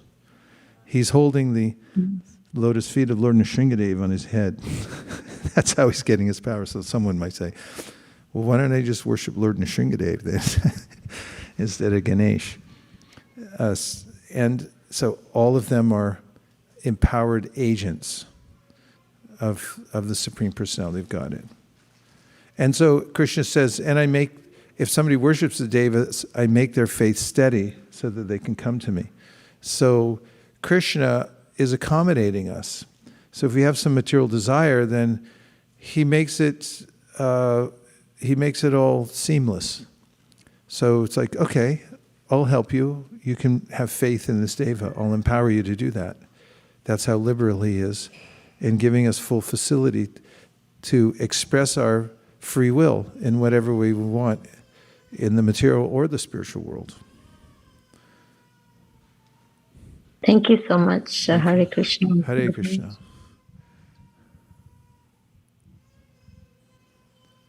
What's the translation of that? What? I need help. I need help. I thought maybe she missed, I don't know, was it she or he, but missed chanting his chapter of Bhagavad-Gita today. It's like, I was upset. Yes. Charles. Please give Charles a mic. It'll come to you. FedEx.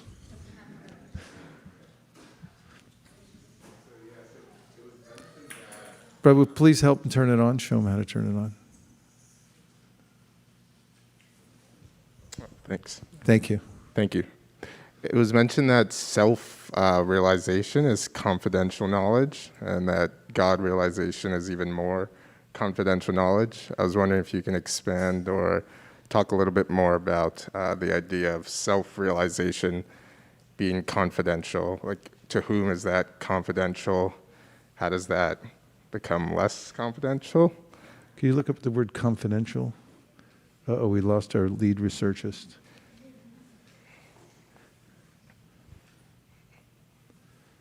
Confidential.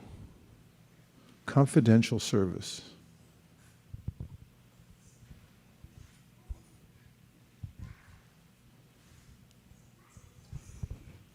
Confidential, adjective, from 1759, indicating the confiding of a private intimacy.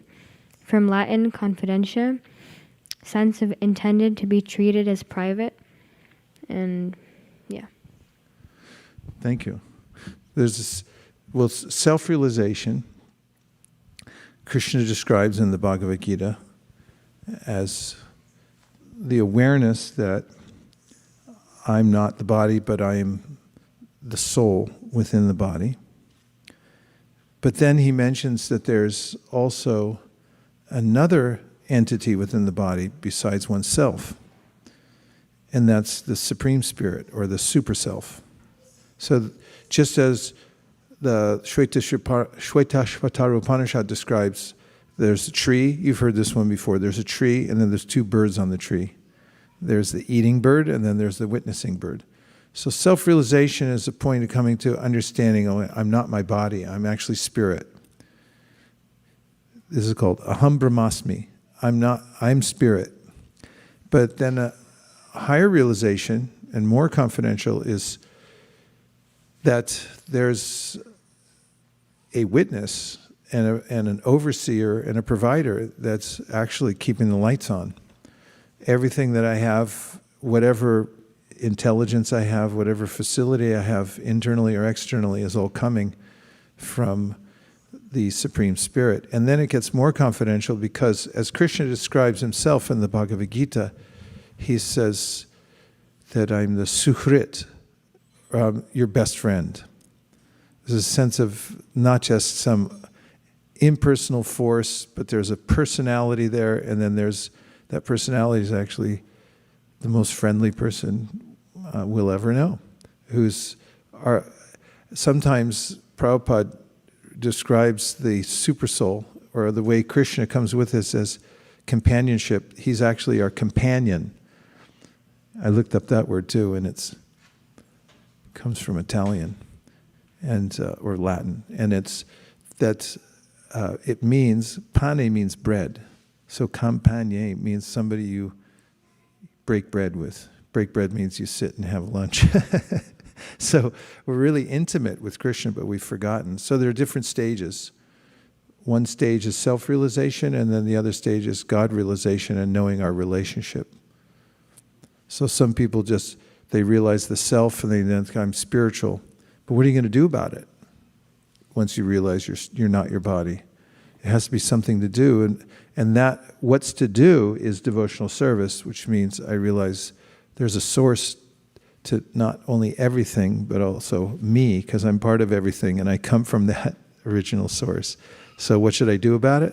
Let me try to do some service. And that's more intimate still. Thank you. Oh, you're welcome. Thanks for the great question. Okay, we have a few minutes left. Would you like to hear another verse? Yes. Okay.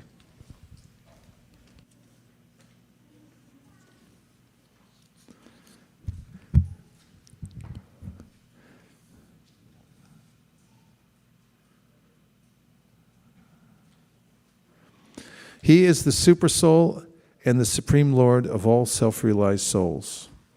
He is the personification of the Vedas, religious scriptures, and austerities. He is worshipped by Lord Brahma and Lord Shiva and all those who are transcendental to all pretensions. Being so revered with awe and veneration, may that Supreme Absolute be pleased with me. Is it Kumbh Mela or what? Oh, wait. Radhakripa knows the mantras. He has special mantras. The Supreme Lord, the personality of Godhead, although the Lord of all followers of different paths of self-realization, is knowable only by those who are above all pretensions. Everyone is searching for eternal peace and eternal life. And with an aim to this destination, everyone is either studying the Vedic scriptures or other religious scriptures, or undergoing severe austerity as empiric philosophers, as mystic yogis, or as unalloyed devotees, etc. But the Supreme Lord is perfectly realized only by the devotees because they are above all pretensions. That's important, above all pretensions. Those who are on the path of self-realization are generally classified as karmis, jnanis, yogis, or devotees of the Lord. And we got to, of course, look up pretension and where it comes from. The karmis who are much attracted by the fruitive activities of the Vedic rituals are called bhukti kami, or those who desire material enjoyment.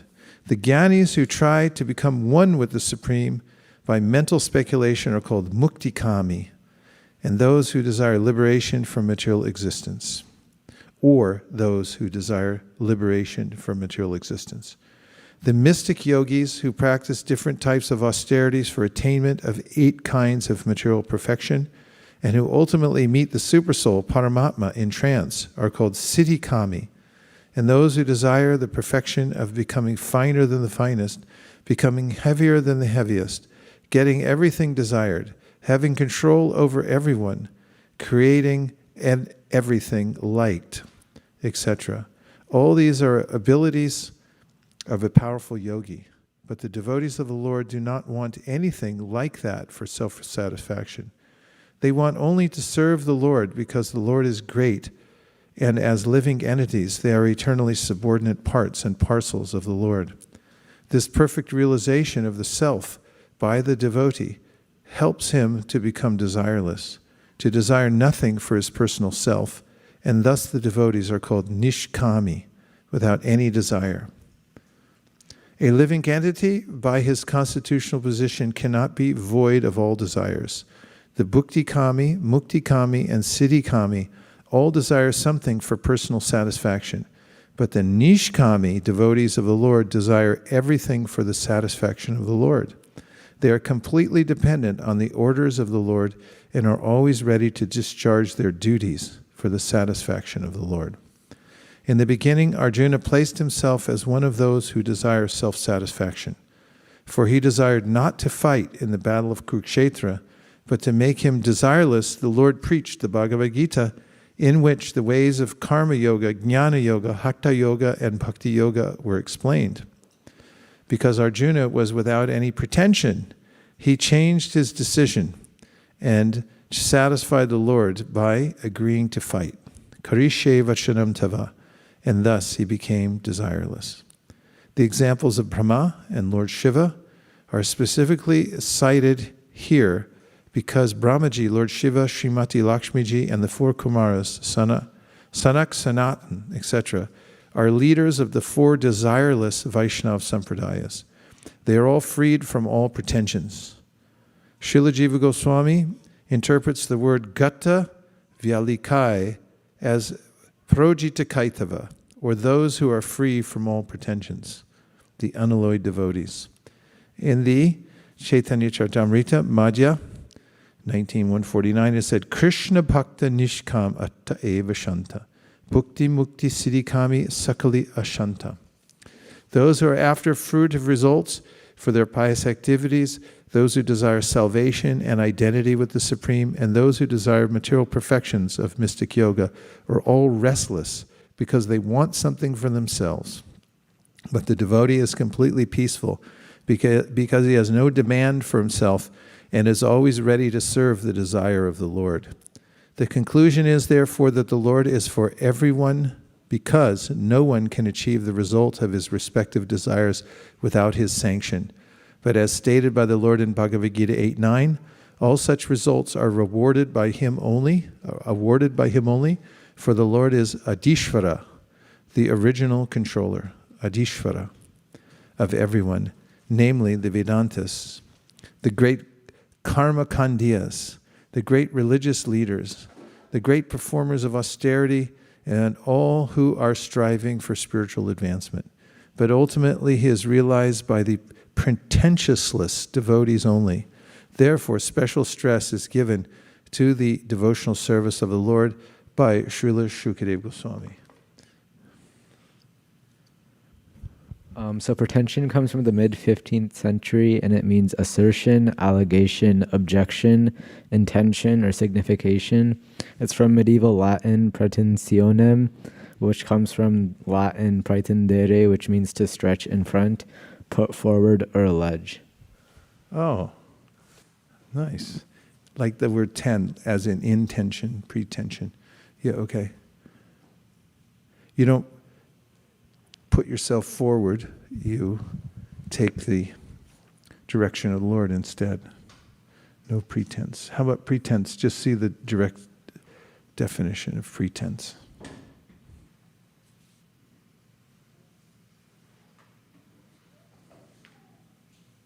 It means the putting forth of a claim, false or hypocritical profession, feigning, disguise, that under cover of which an actual design or meaning is concealed.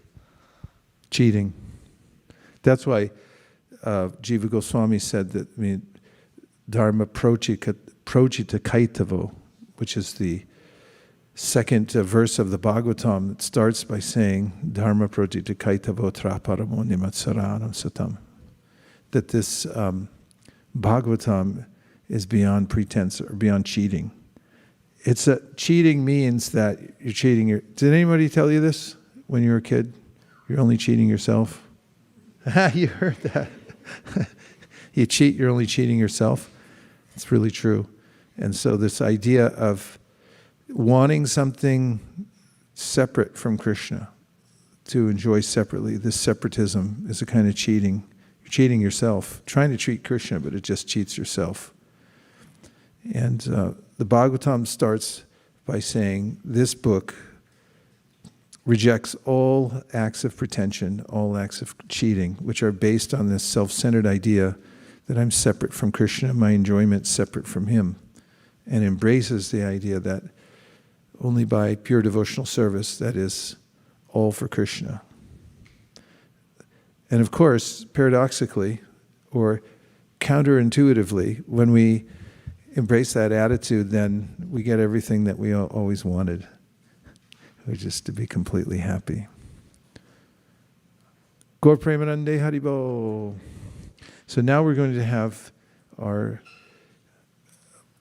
offering of lamps for the Kartik Vrat, which means that every day for Kartik you have to offer a lamp to Krishna.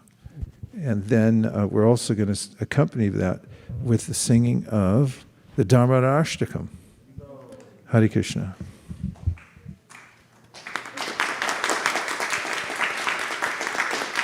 Srila Prabhupada ki jai. And so we're going to have a line going this way, and we have two highly qualified devotees who will be giving out the lamps, and some accepting the lamps after you've offering them.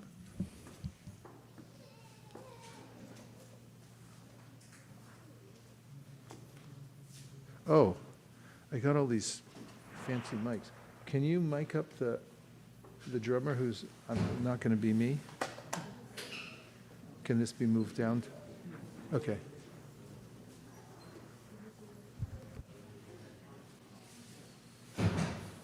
Can you be a cartolist?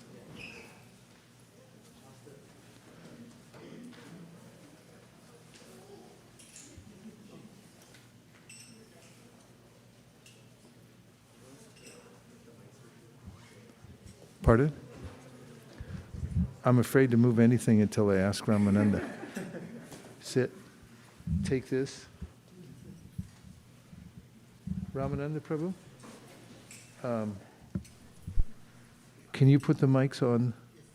Okay.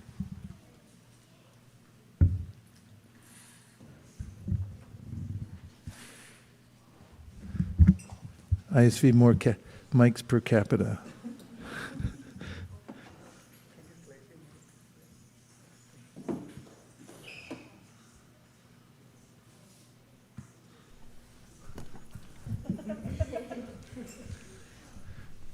Well, I noticed that in our recordings, we couldn't hear the audience responding. So Ramananda Prabhu put microphones throughout the ceiling. I don't know if you noticed it or not, but if you listen to the recordings afterwards now, that you can hear a nice response. But then I noticed the madunga's not going through here. It's not. It's drowned out. So this is the next level up. Ramananda never ceases in the process of always better service.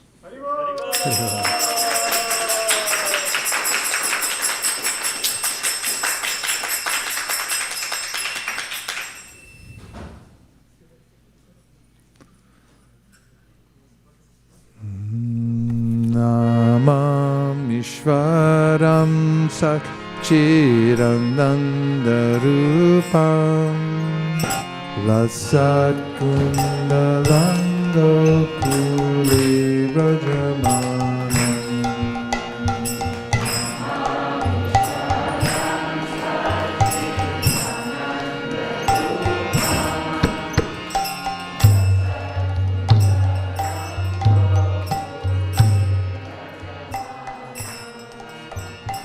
Namam Ishvaram Sakchirananda Rupam Lasat Kundalam Gokule Brajamanam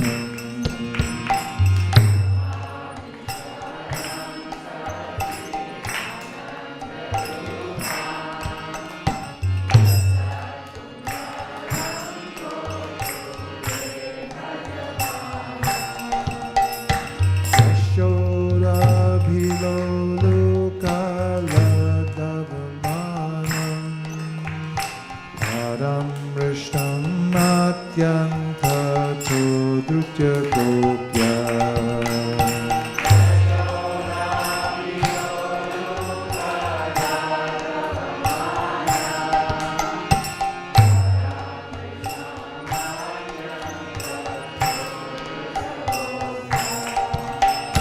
Yashoda Biyolukala Davamanam Param Rishtamatyanta Dritya Gopya.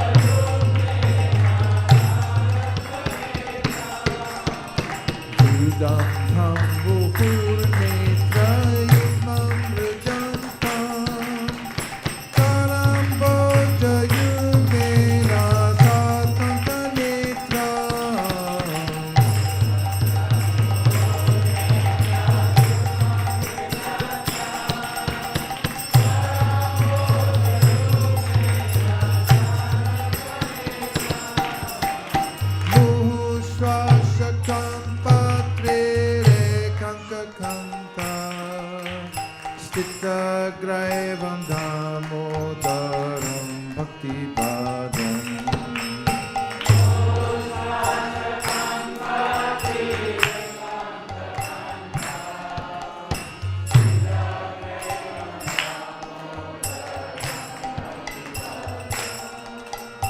Muhushvashakam Patrire Kanka Kanta Sita Graivam Damodaram Bhakti Padam.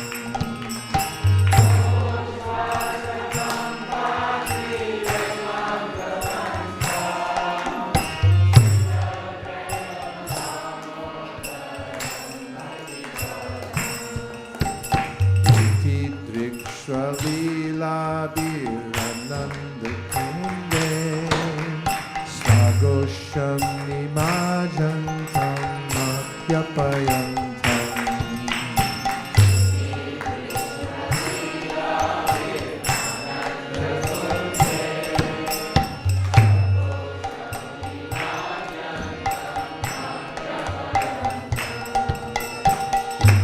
Drikshvalila Birananda Kunde Swagosham Nimajantam Matyapayantam.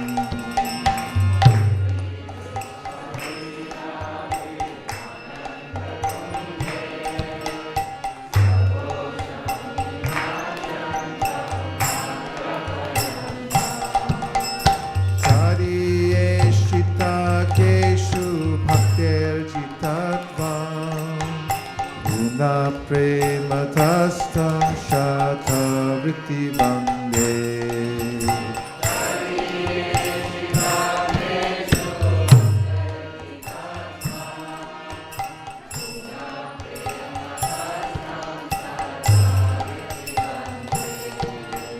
Tari eshita keshu bhaktir jitatvam. Una prematastam shata vritti bande.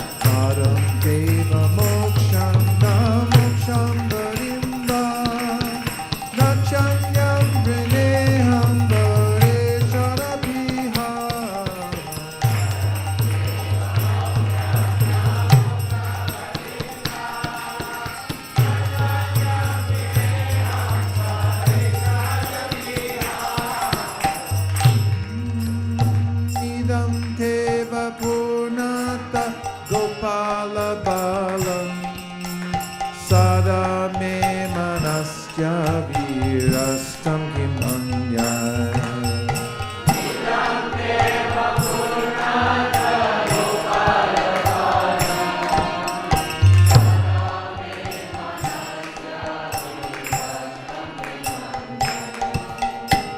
Idam teva purnata gopala balam sada me manasya virasta kimanyay.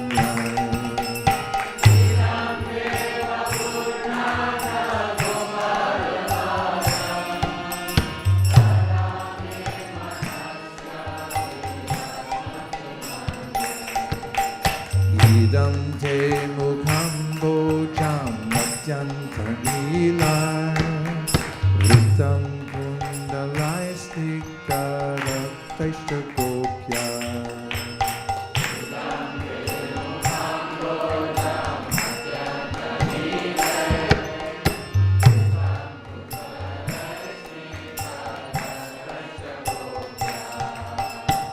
Idam te mukham bojam atyanta nilay Ritam kundalai snikta raktaisha gopya.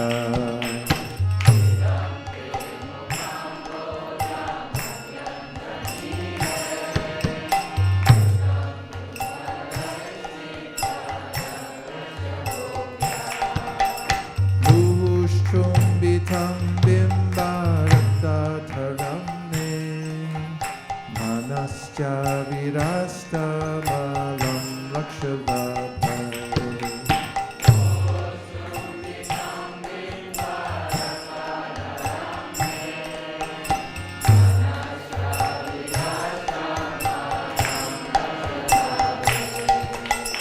Muhushchumbitam bimbaratataram me manasya virasta malam lakshavatai.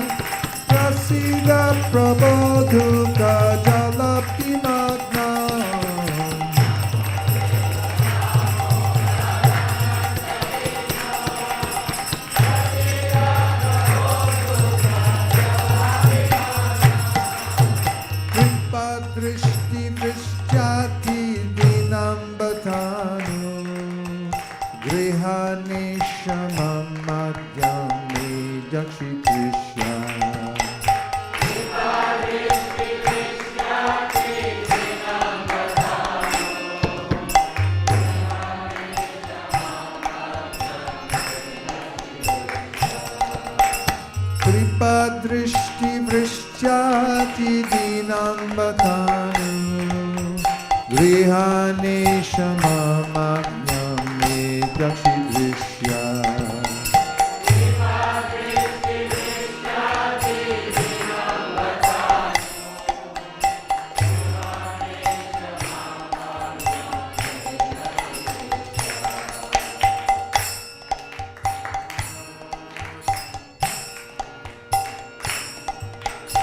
Kuvera majau bhada nityaiva yada swayam uchitau bhakti bhajakritau cha.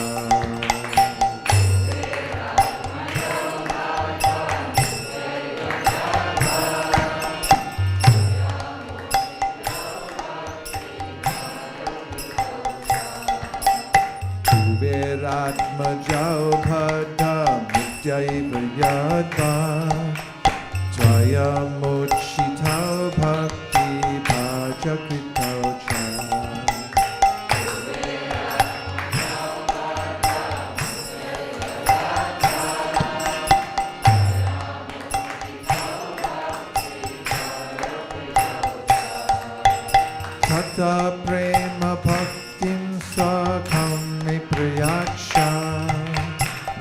mokshe graho misti damodareha.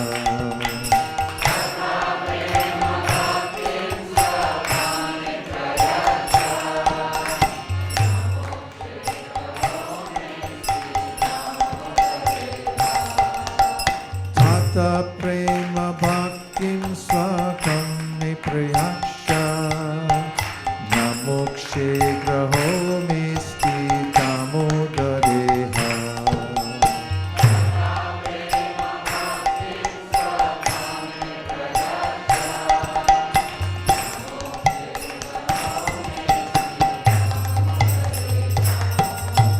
Namaste Stamne Spuraditi Damne Karyodaraya Vishwasatamne.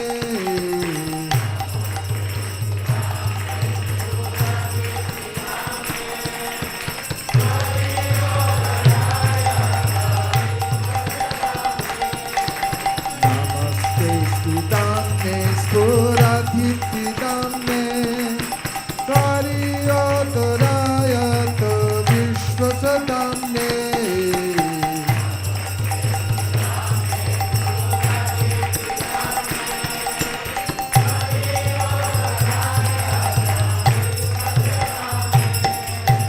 Namo Radhikaya Tariya Priyaye. Namo Nanta Vilaya Devaya Tubhyam.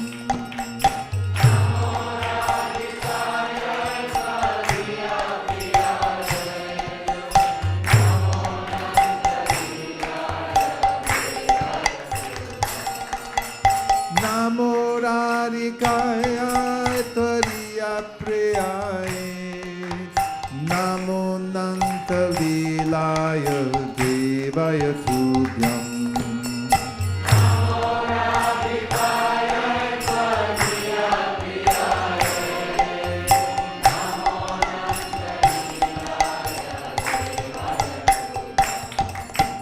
Hare Krishna, Hare Krishna, Krishna Krishna, Hare Hare, Hare Rama, Hare Rama, Rama Rama, Hare Hare.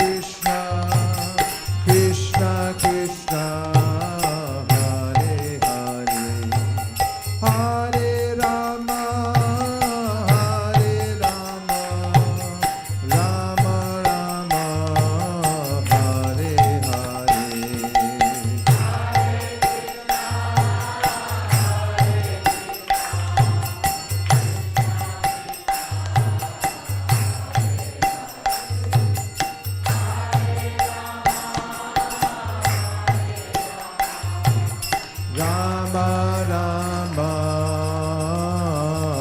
Hare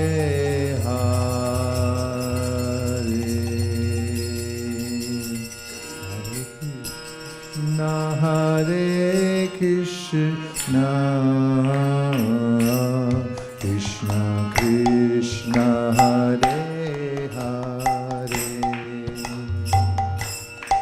Hare Rama Hare Rama Rama Rama Hare Hare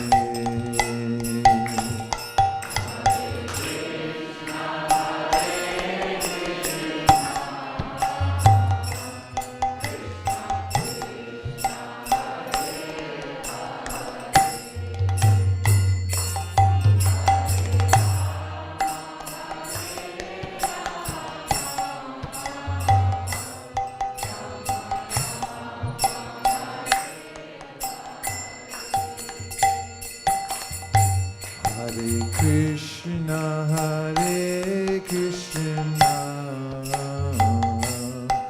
Krishna Krishna Hare Hare Hare Rama Hare Rama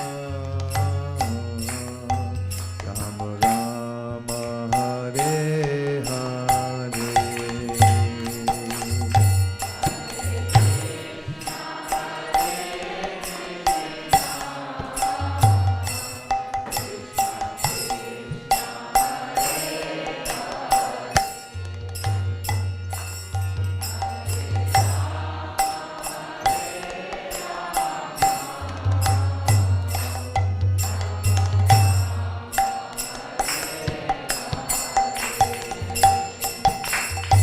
Hare Krishna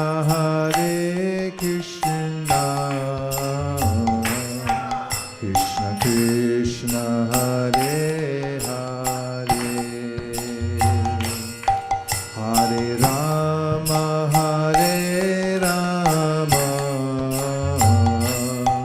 Rama Rama Hare Hare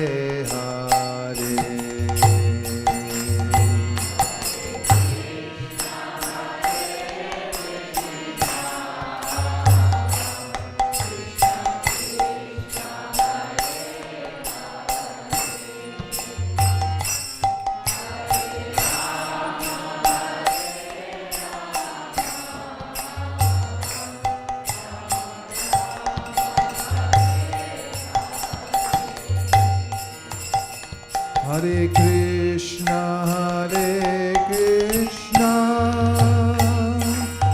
Krishna Krishna Hare Hare Hare Rama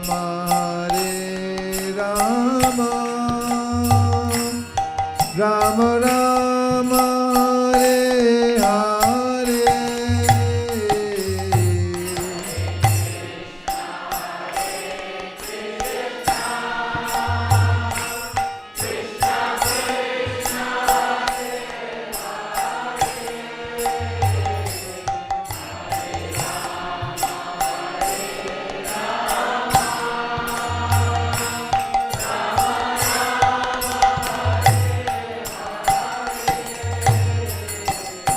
Hare Krishna Krishna Krishna Hare Hare Hare Rama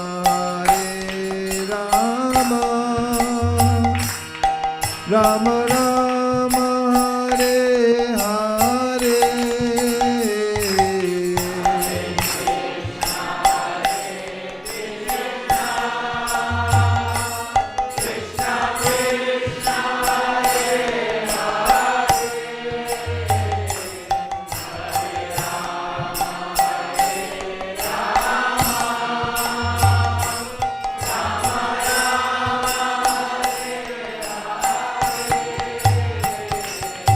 Hare Krishna Krishna Krishna Hare Hare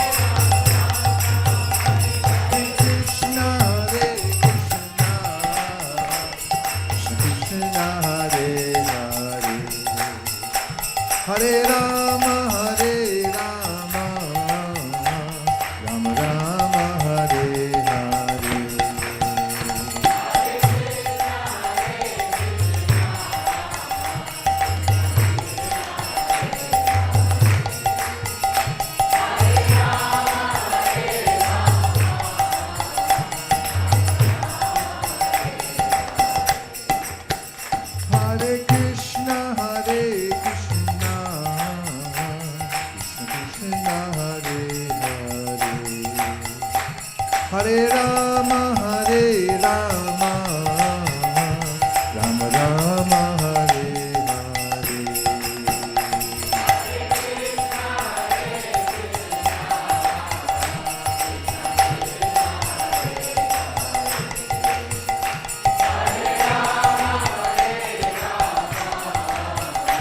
Rama Rama, Hare Hare.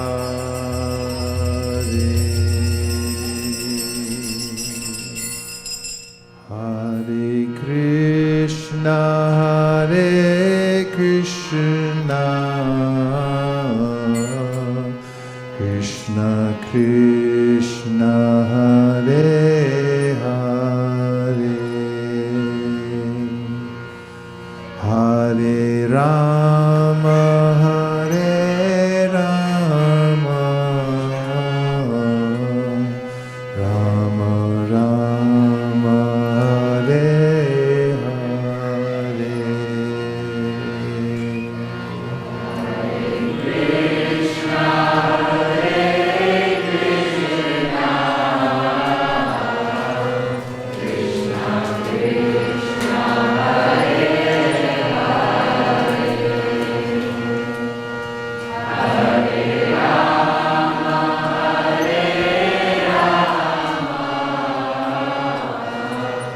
Rama Rama, Hare Hare.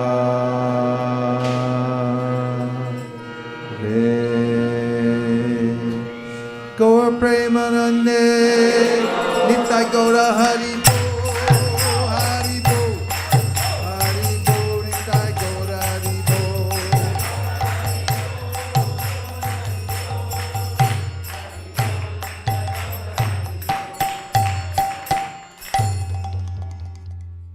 Jayom Vishnupad Paramhamsa Parivrajakachaja Shtotarashtashi Shimad Abhay Charanada Vinda Bhaktivedanta Swami Maharaj Srila Prabhupada Ki Jai.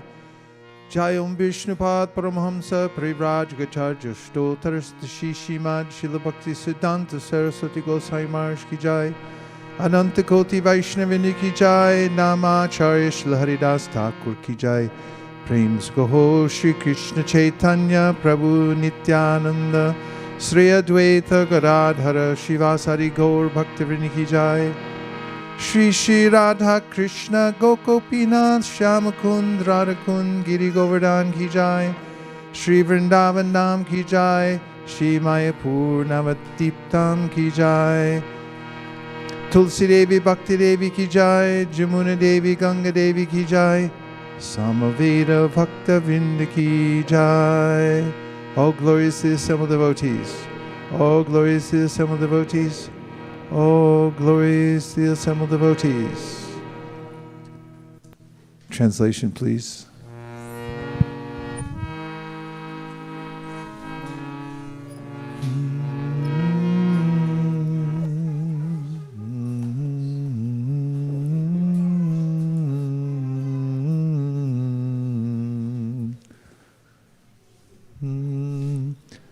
To the Supreme Lord. Somebody played that. Wait, you go offer a flame.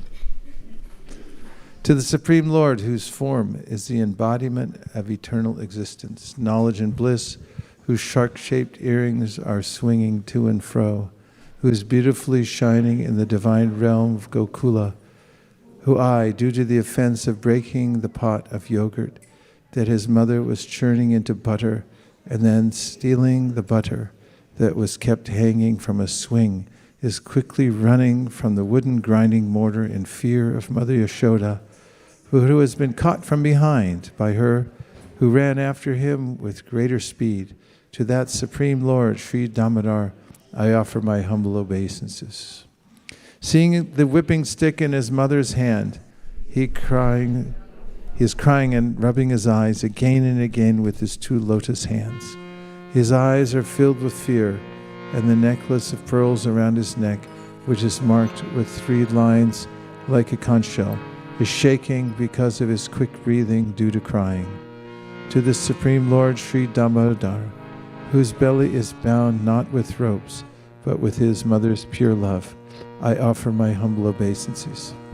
By such childhood pastimes as this, he is drowning the inhabitants of Gokula in pools of ecstasy, and is revealing to those devotees who are absorbed in knowledge of his supreme majesty and opulence, that he is only conquered by devotees whose pure love is imbued with intimacy and is free from all conceptions of awe and reverence.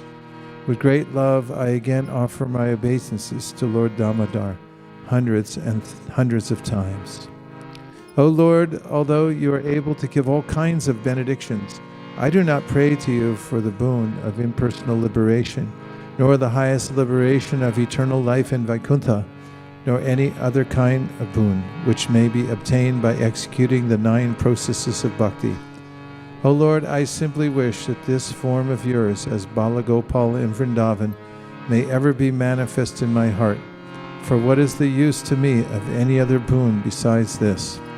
O Lord, your lotus face, which is encircled by locks of soft black hair tinged with red, is kissed again and again by Mother Yashoda, and your lips are reddish like the bimba fruit.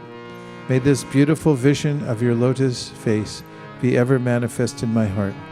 Thousands and thousands of other benedictions are of no use to me. O Supreme Godhead, I offer my obeisances unto you. O Damodar, O Ananta, O Vishnu, O Master, O my Lord, be pleased upon me. By showering your glance of mercy upon me, deliver this poor, ignorant fool who is immersed in an ocean of worldly sorrows, and become visible to my eyes.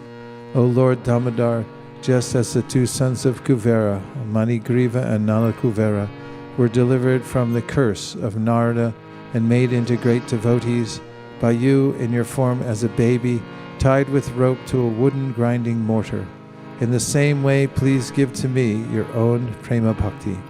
I only long for this and have no desire for any kind of liberation. O Lord Damodar, I first offer my obeisances to the brilliantly effulgent rope which binds your belly. I then offer my obeisances to your belly, which is the abode of the entire universe. I humbly bow down to your most beloved Srimati Radharani, and I offer all obeisances to you, the Supreme Lord, who displays unlimited pastimes. Shri Shri Radha Damodar ki jai. Shri Shri Kartik Vrat ki jai.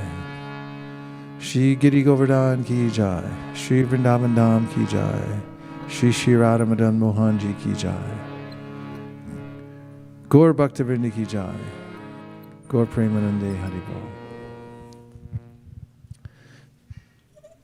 On Saturday, just after the program, we'll be having a memorial feast for Gauri. So everyone please come. This is a time to celebrate the life of a Vaishnav who is with us and now has gone back to do more service somewhere else. It is a very auspicious time to give blessings and appreciate who we have in our midst, especially the great souls who are coming into the Sankirtan movement. And then when they're not here, we can appreciate how valuable they are. So we'll have a feast and kirtan on Saturday, just after the morning program. And we'll continue our readings on Friday, because Thursday's already packed full from morning till night. So make sure you offer a lamp at home. Don't miss a day. If you don't have lamps, then find a devotee who has one and steal them.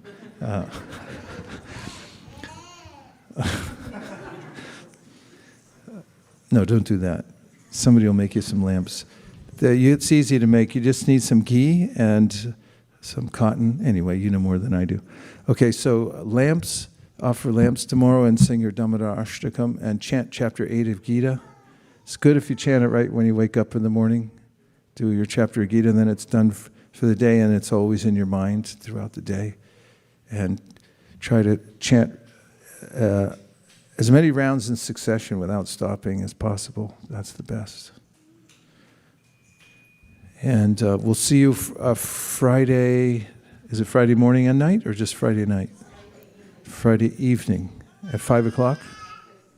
5:30 p.m. right here on your Kartik station. Hare Krishna.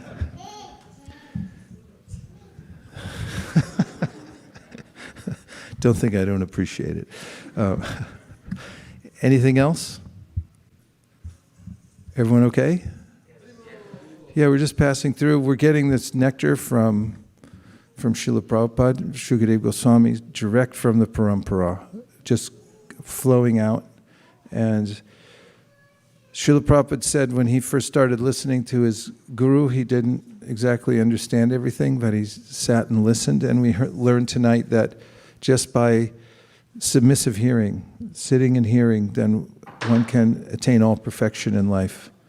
So thank you for dedicating your life to unpretentious devotional service and for giving it to so many other people, as many as possible. It's the guaranteed way of success, serving the Guru Parampara, and giving selfless service is the doubtless and fearless way of success for all, especially led by the chanting of Hare Krishna. Dear Srila Prabhupada, dear Shri Chaitanya Mahaprabhu, Shri Shri Panchatattva, Shri Shri Radha Madan Mohan, Shri Shri Lakshmi Nrsingadev, if you so desire, please empower us to always think of you and chant your holy names and hear Srimad Bhagavatam. And please bless anyone who attended tonight's program, either here or online, or anyone who hears it later, to develop pure love for Krishna in their hearts. Om Tat Sat. Thank you for considering our request. Everyone who agrees with this prayer in part or in whole, please say Hare Krishna. Hare Krishna. Hare Krishna. Hare Krishna. His Grace Vaisesika Prabhu ki, Srila Prabhupada ki. Jai.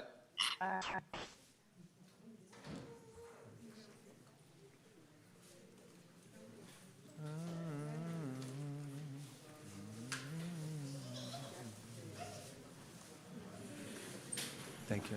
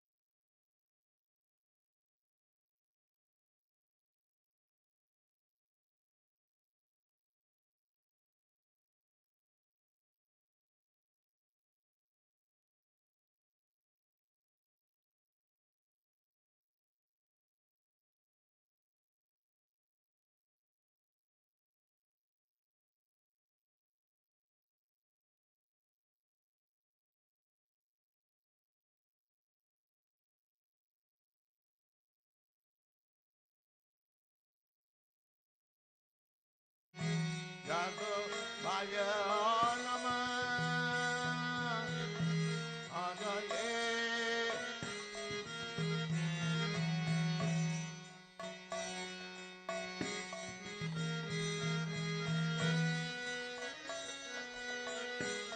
Jadavaya